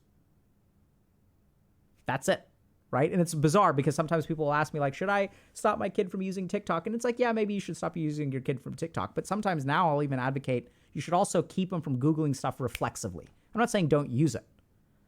I'm saying don't just default to Googling everything because it'll screw up your memory, it'll screw up your critical thinking, and it'll screw up your attention. Let them work for it, just like climbing the stairs, and your legs will become stronger. Your mind will become stronger. One really interesting thing is that a lot of the deleterious effects of technology, so technology is screwing us up in a lot of ways, but I think actually being a gamer is one of the ways that we actually are protecting ourselves against the deleterious effects of technology. And people are like, but don't we get addicted to video games? Yeah, you can get addicted, but I think games are actually really good in a lot of ways too. So games do teach things like critical thinking. DOD, U.S. Department of Defense, commissioned a study about 10 years ago that found that the soldiers who play video games have a higher fluid IQ than people who don't. And what is fluid IQ? Fluid IQ is the ability to solve problems when you do not have experience. So problem solving as a doctor is different if I've been trained as a doctor, because I have a bunch of information, knowledge, and experience that I can use to solve a problem. But gamers are good at solving stuff with just like raw strategic thinking. And I almost wonder if like that buffers us against some of these other things.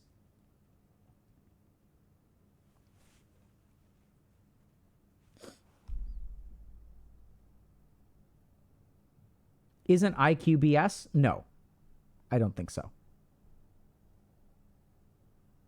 Why do y'all think IQ is BS? I'm confused.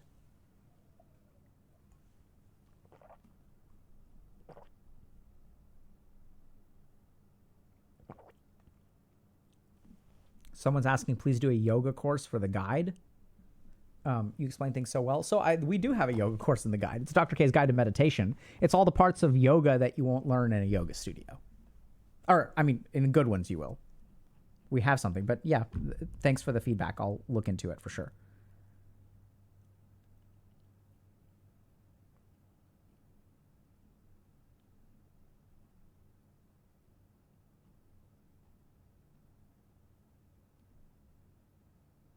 IQ is BS because each child is gifted? I'm confused about... Yeah, okay, so hold on a second. So if we're saying like IQ tests are BS on the internet, I'll completely agree. But I think that like there's good evidence that if you take someone who has like, you know, had intrauterine anoxia and their brain is not formed properly, and you take someone who, you know, has a normal brain, that there are going to be like differences in their like intellectual capabilities. I don't think that that is BS. I think there's like overwhelming evidence of that, right? We know that some human beings are capable of more stuff than other human beings. I think the biggest problems with IQ are, first of all, it's a stupid thing to be proud of. If you're proud of your IQ, that's idiotic. Because IQ is RNG. You didn't do anything to be smart. Literally. It's determined primarily, probably even before you're born, and to a certain degree based on a couple of experiences. Okay? So like the biggest problem with IQ is that people are proud of it. Like that's silly. Like the second biggest problem with IQ is that people who are proud of it then develop the idea that things that you are proud of are things that have nothing to do with your actions. So then those people get screwed. We just had a YouTube video about this, why lonely kids are smart. We kind of talk about this. And there may be some biases. I think the third problem with IQ is that people think that it is like, since it's the most popular measure, we think it can be used to solve all problems. But even having high IQ comes with some disadvantages. So there's a really interesting trial called the Insight trial that showed that people's understanding of their debilitating medical conditions correlated with their suicidality.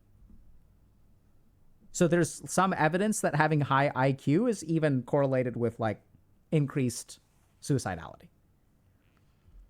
And so it doesn't win everything for you. I think the other problem with IQ is that we think it's sufficient to fix all of our problems, which is really devastating. You're smart. Therefore, it shouldn't be hard for you. False. IQ is what it is. It's not a catch-all to fix everything.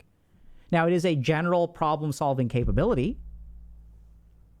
but I think this is where stuff like EQ comes in, where I think that I've seen more success correlated with high EQ than I have with high IQ. And literally, my IQ didn't change from failing out of college to like being where I am today. Doctor, psychiatrist, content creator, call it whatever you want, entrepreneur, whatever. What changed was my EQ. I'm just as smart or stupid as I was back then. What changed is my capacity for self-awareness and my ability to like understand and control my emotions and channel my emotions for success. And that's where like we try to focus on. So one thing that we measure in coaching is EQ. So we've tried to design our coaching program to improve EQ. And that's also where like group coaching kind of comes in. So like group coaching, I'm pretty sure will boost EQ because there's a lot of like self-awareness and like interaction with other people and stuff like that. Oh, you can absolutely raise EQ.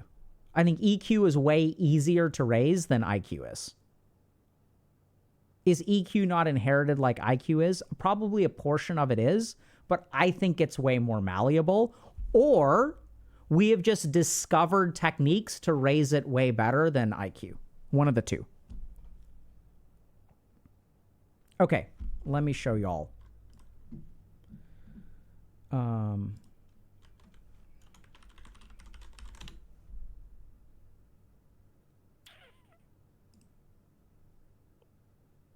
All right, have y'all, I think you can get an EQ questionnaire on our platform, but I'm not 100% sure about this. So we developed our own EQ questionnaire. Let me see if I can find.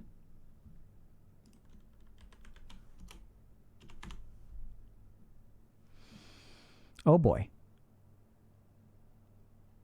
This is going to be hard for me to find.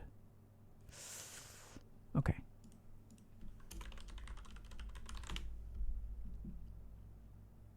Okay, here we go. Draft of HG Emotional Intelligence Questionnaire. Okay. So, as y'all know, or maybe y'all don't know, we here at HG do a lot of different things. We do this, where we talk to y'all. We have a coaching program that helps about 3,000 people a week. We also do research. So we have 7, maybe there's some of them are done. We have 7 IRB approved research studies that we're running right now. And part of the reason we do research is we're trying to figure out like, okay, Dr. K can get up here and I can say like, oh, look, listen to me. I'm so smart. I know neuroscience. I know spirituality. I've read these books. I'm doctor. Listen to me. But I can know all that stuff. It doesn't actually mean that any of the stuff that we do helps you. Do y'all understand that? Like expertise is not the same as outcomes. Huge problem in our society today is that a lot of people out there don't measure their outcomes in any way. So we have a pretty robust measurement system of outcomes so that we can figure out how to scientifically help you the best. So one of the things that we noticed is that we made this observation that people who do stuff like group coaching seem to be improving in their EQ. And then we tried to figure out, okay, like how do we measure EQ in a succinct and easy way? So I think we've got a research study right now where we're trying to validate our EQ questionnaire. But EQ is composed of a couple of things. The first is motivation, correlates with EQ. Self-regulation correlates with EQ. Self-awareness correlates with EQ. Empathy correlates with EQ. And social skills correlate with EQ. These are the 5 domains that do not get touched by IQ. And if you kind of think about it, right? Like, so if you're a smart kid and you struggle with motivation, you know that IQ is not sufficient to fix that. You know that social skills are not sufficient. In fact, IQ can backfire when it comes to social skills. And it does. Because when you have a high IQ and you're socially rusty, you try to solve all your problems using cognition instead of feeling. So there are 5 domains of EQ that we try to focus on. So another aspect of like, and that's what we try to do. So when we boost EQ, we'll teach emotional regulation skills. Because if you think about your ability to manage your emotions is part of your emotional quotient.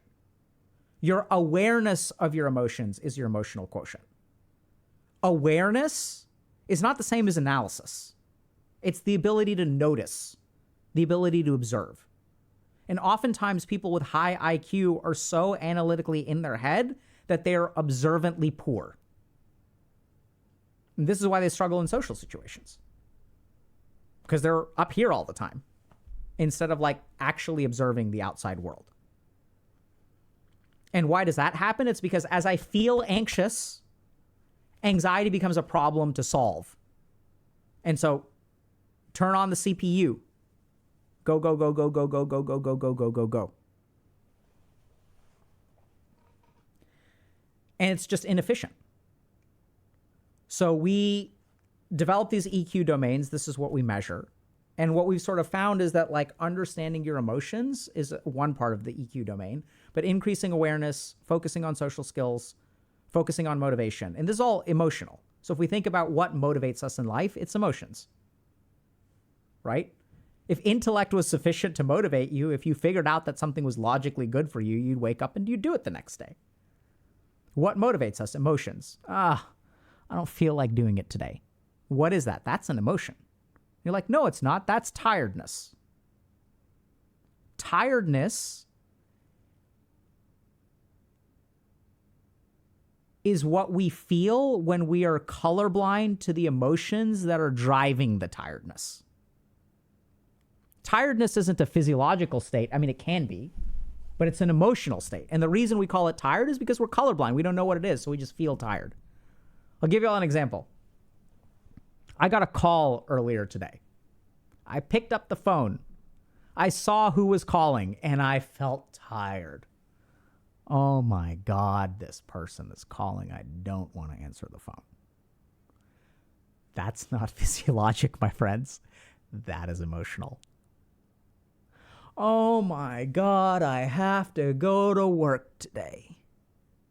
I just slept 8 hours and I had a nice, nutritious breakfast and I am feeling exhausted. It's not physiologic, it's emotional. Right? And this is where, like, you know, so part of the reason we developed the group coaching curriculum is because some of this stuff is actually hard to work on one-on-one. And so if y'all want to boost your EQ, I mean, we don't have data that says that group coaching will boost EQ. We don't have that data. That's what we believe. So we've seen enough observations that we've seen enough progress in measurable domains like depression, anxiety, life purpose, reduction in unhealthy technology behavior. We've seen all that. But the question is, like, how does one thing like group coaching correlate to all of these improvements? Because we're not fixing depression, or it's not like a group that focuses on depression or anxiety.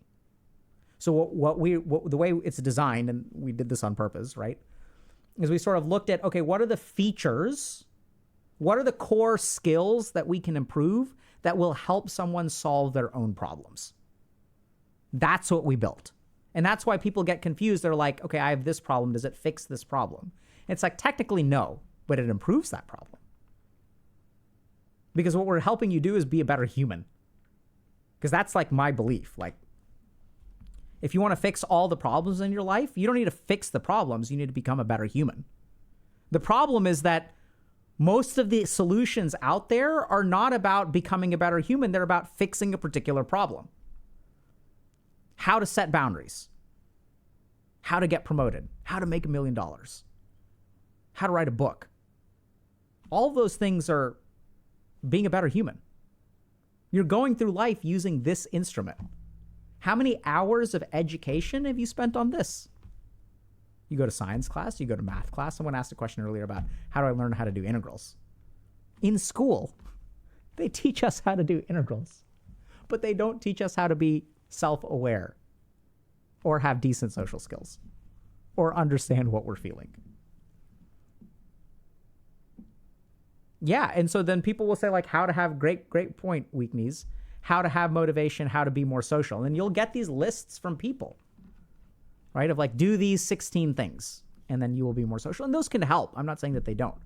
But the reason that we see global improvement is because we try to make people better humans. And that's what I learned, like, in India. I was like, holy crap. Like, why did I decide to become a monk? It's because they taught me how to be a better human. I was like, this is OP. Here I was trying to solve all of these 1,000 problems when I didn't realize that the instrument itself is flawed. Right? It's like,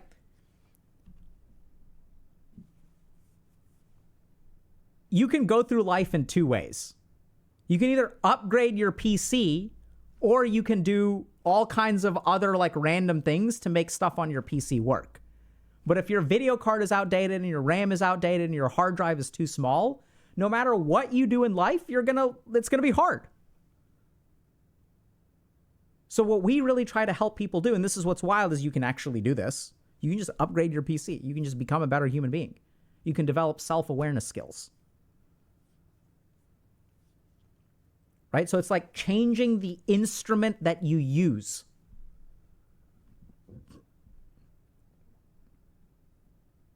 Then everything becomes easy.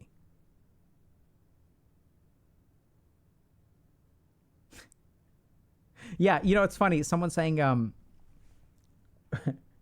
quoting, that guy at Bethesda who was like, Starfield is optimized for PC. You need to upgrade your PC. That's actually what made me think of that analogy. So like mind meld there. Todd Howard, yeah. I read that earlier and I was like, oh, let's use that analogy.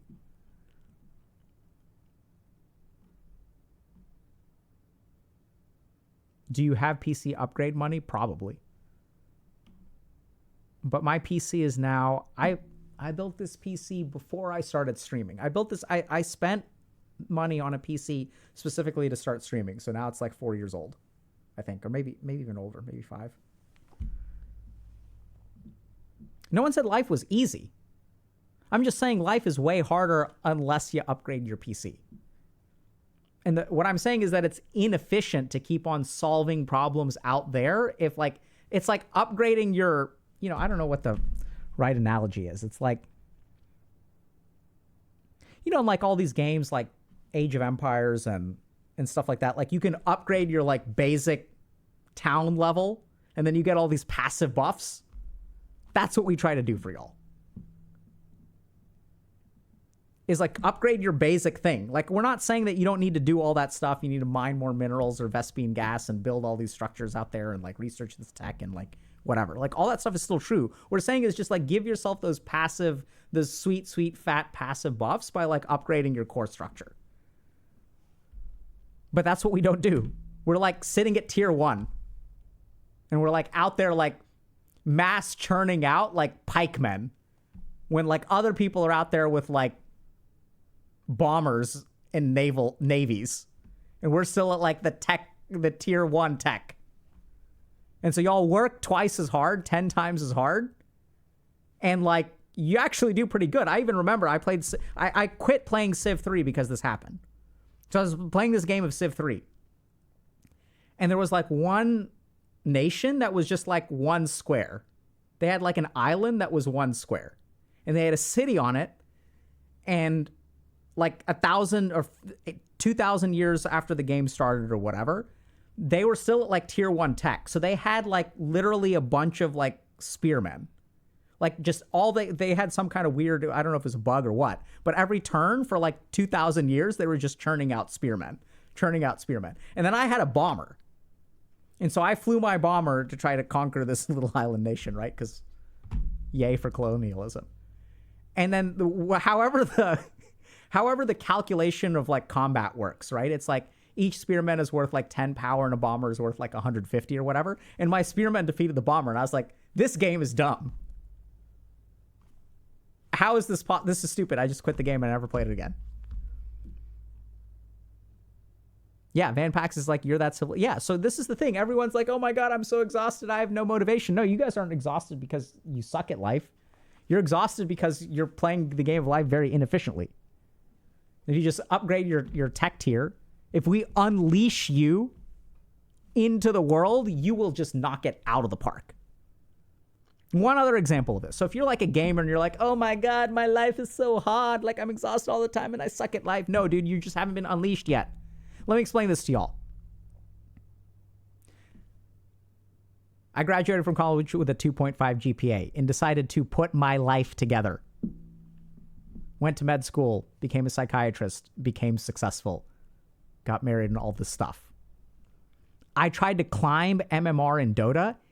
It is objectively harder to become an immortal rank player, in my opinion, I guess so subjectively, it's like literally harder. I was like, this is harder than putting my life together. Do y'all realize how awesome you are? Look at the everyone's like, I'm a degenerate gamer. All I do is play video games all day. Dude, you queue up for a game that hits you in the nuts emotionally because your teammates suck. And you go through so much suffering. And you look at guides on the internet, you watch YouTube, you watch streamers play, and you grind for hours and hours and hours. Do y'all realize how many hours it takes to get to like challenger tier in LoL or whatever it is in Valorant or Diamond or whatever? Y'all put forth so much mental energy and so much emotional suffering. And the thing about doing well in school is that if you study hard enough, you can get 100. The real crazy thing about being a gamer is there is no amount of effort that you can put in to win a game, because there's some dumbass on the other side of the computer who is working just as hard as you, and you can still lose. And yet y'all still climb. The rest of life is a joke compared to climbing ranks. Seriously. You just have to like show up every day and exert some degree of effort, and you will be rewarded. It's not like gaming, where it's like, oh crap, I queued up, I'm in this game, and I got saddled with 4 noobs. Your back hurts from all the carrying that you're doing. So seriously, I'm not like, the tricky thing is that, you know, it's hard, right? Like I know it's not easy to just do that in life, because the main thing with gaming is that on some level it's fun. But even then, I mean, come on, man. How much fun is gaming? Like, some of it is fun, but most of it isn't. If you are really good at a video game, you don't even enjoy it most of the time. What you enjoy is getting good. And so just turn that, unleash yourself to any other dimension. If you put forth 10% of the effort in something in real life, you will knock it out of the park. And you're saying, but it's hard to put forth effort in real life. Yeah, you're right. That's why, like, I'm not even telling you to put forth 50, just put 10%. 10% of your gaming time or effort. Put it into something, anything. And just do it. Try it. Try it for like 3 months and see what you get. It'll be crazy.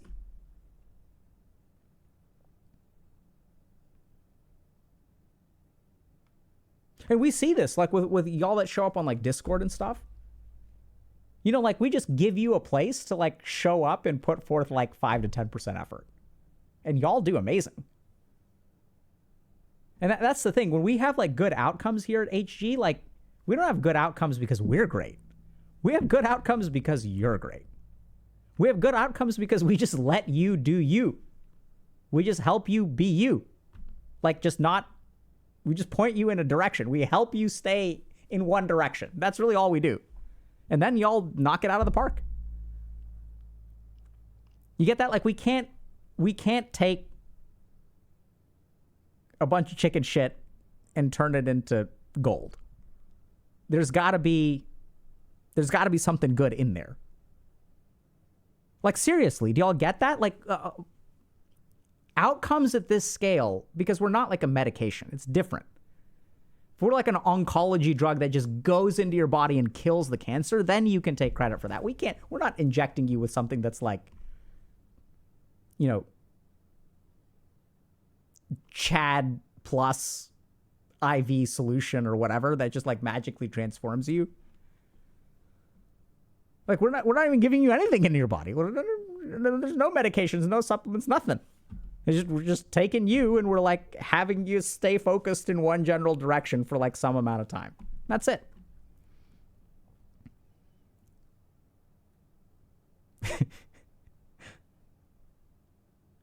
Gigamycin. Yeah, there you go. Thank you, Landot, for giving me a drug suffix. Actually, if we're talking about mycin, those are usually antibiotics. So it's probably like noob mycin. Right? or beta-mycin. Kills the beta inside you.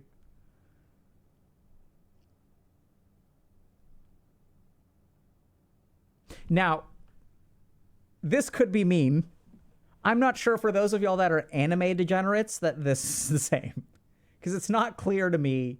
I'm not saying it isn't. I'm just saying it's not clear to me that the same amount of effort that it goes to. I don't know how to climb to the top of anime. If y'all are just like watching a bunch of anime all day, that may not work. I don't know. Okay? I don't know.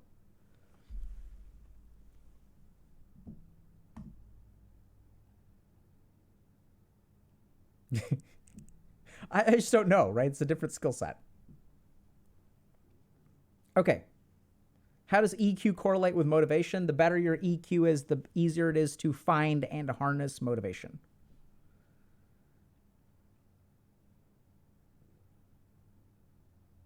Okay.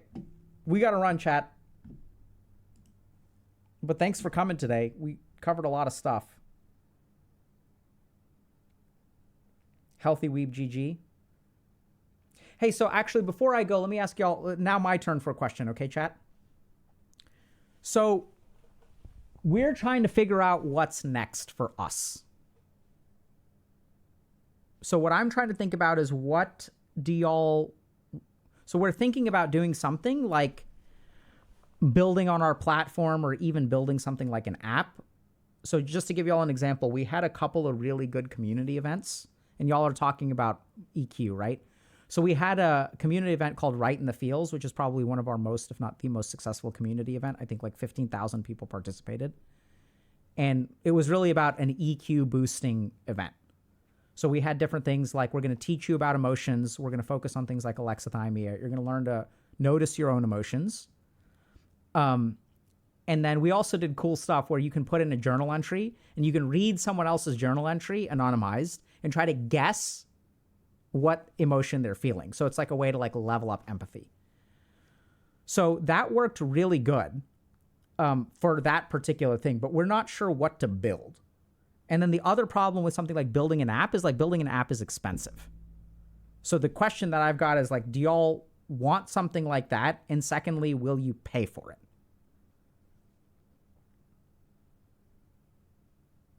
Right? And it's like, we can decide, like if we get some amount of capital and we can deploy it in different areas.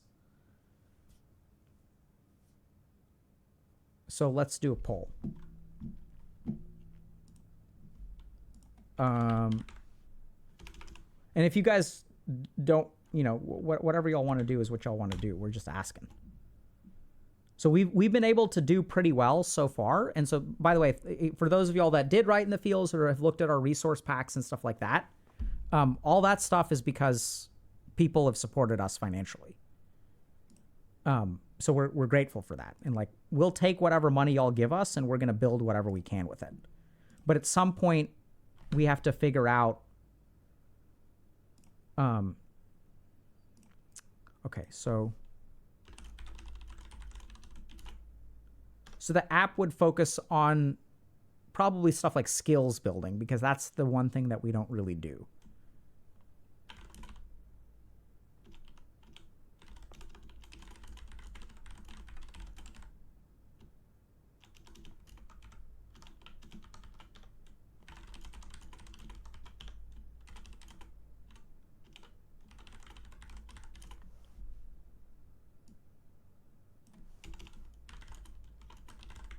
So here's the poll. So y'all tell me, what do y'all think we should do?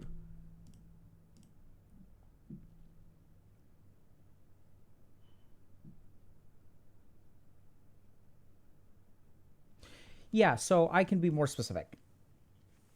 So here's the situation. If we look at what Healthy Gamer is good at, we teach you things. And then we have services like coaching. So we can help you achieve your goals, which works really well. We can teach you stuff, but there's no DIY level. There's no like, okay, Dr. K, you say EQ is important. How do I level my EQ? Because if you sign up for coaching, coaching is designed to boost your EQ, but it's not like a course or curriculum on how to build EQ. The other thing is for a course, we can do something like a course. We have Dr. K's guide, but that too is a different level of outcomes from like actually having some kind of structured program with practice. So what we're trying to figure out is like, how do we help y'all actually like solve particular problems?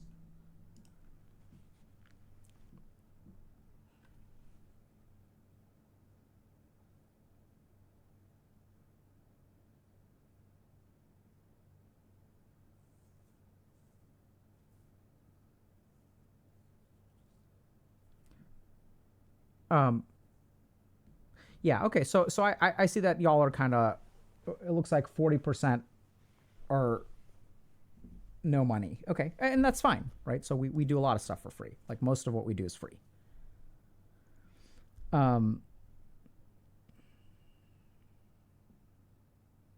Yeah, so it's not like, you know, whatever resources we have is what we're going to use.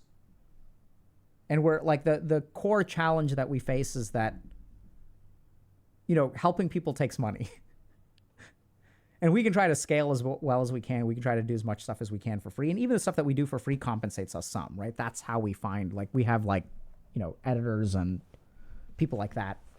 So, which is great. People are asking, is this going to be on YouTube? Well, that depends. Because putting it on YouTube is not a free process. So someone's got to edit it. Someone's got to, you know, title it. Someone's got to thumbnail it.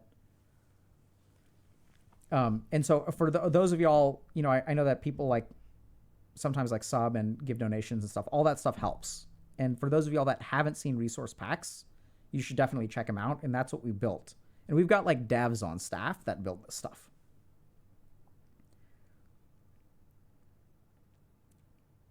No, but I mean, the free stuff is good. I mean, like if that's what y'all, you know, want, that's fine. And it's nice to see that 37% of people are willing to pay for it. So that makes us more inclined to develop it. Because what that means is that we will somehow get, if we invest funding, there'll be some kind of return. So we won't like lose money. Because losing money is really what we try to avoid. Basically, when we make money, we'll build free stuff. Yeah, so one-time payment, like, I like that stuff too. I don't know if app is, I don't know about that because we have a one-time payment kind of thing and we're big fans of that.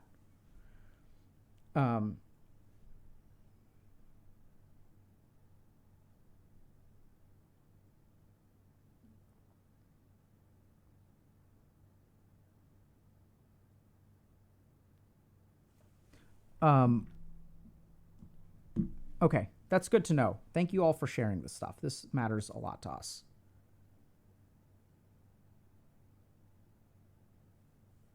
Is there going to be a guide for trauma? I'm trying to write one. But we've got something. Stay tuned to Monday. We've got a couple of announcements coming.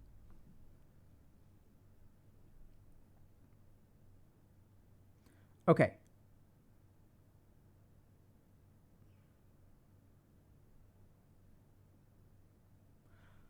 I don't know about Kickstarter. Okay, we'll think about it. So we generally speaking are a little bit careful about that kind of stuff, right? So there's a lot of stuff that we haven't done so far. I'm not saying that we won't do it, but yeah. I am tired. Thank you for noticing. Okay. So I gotta go. We're at time for today. Who should we raid, chat?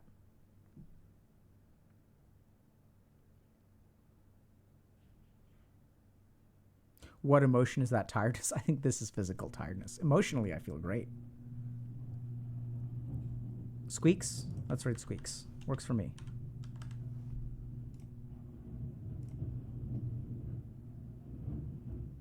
Tell Squeaks that I want to take a look at his biodata.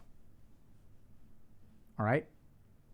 We got to make sure, we got to get this boy married. He can't be single forever. He's just so gorgeous and has a beautiful head of hair, but who knows for how long. So we got to capitalize on it. All right, take care, y'all. Adios.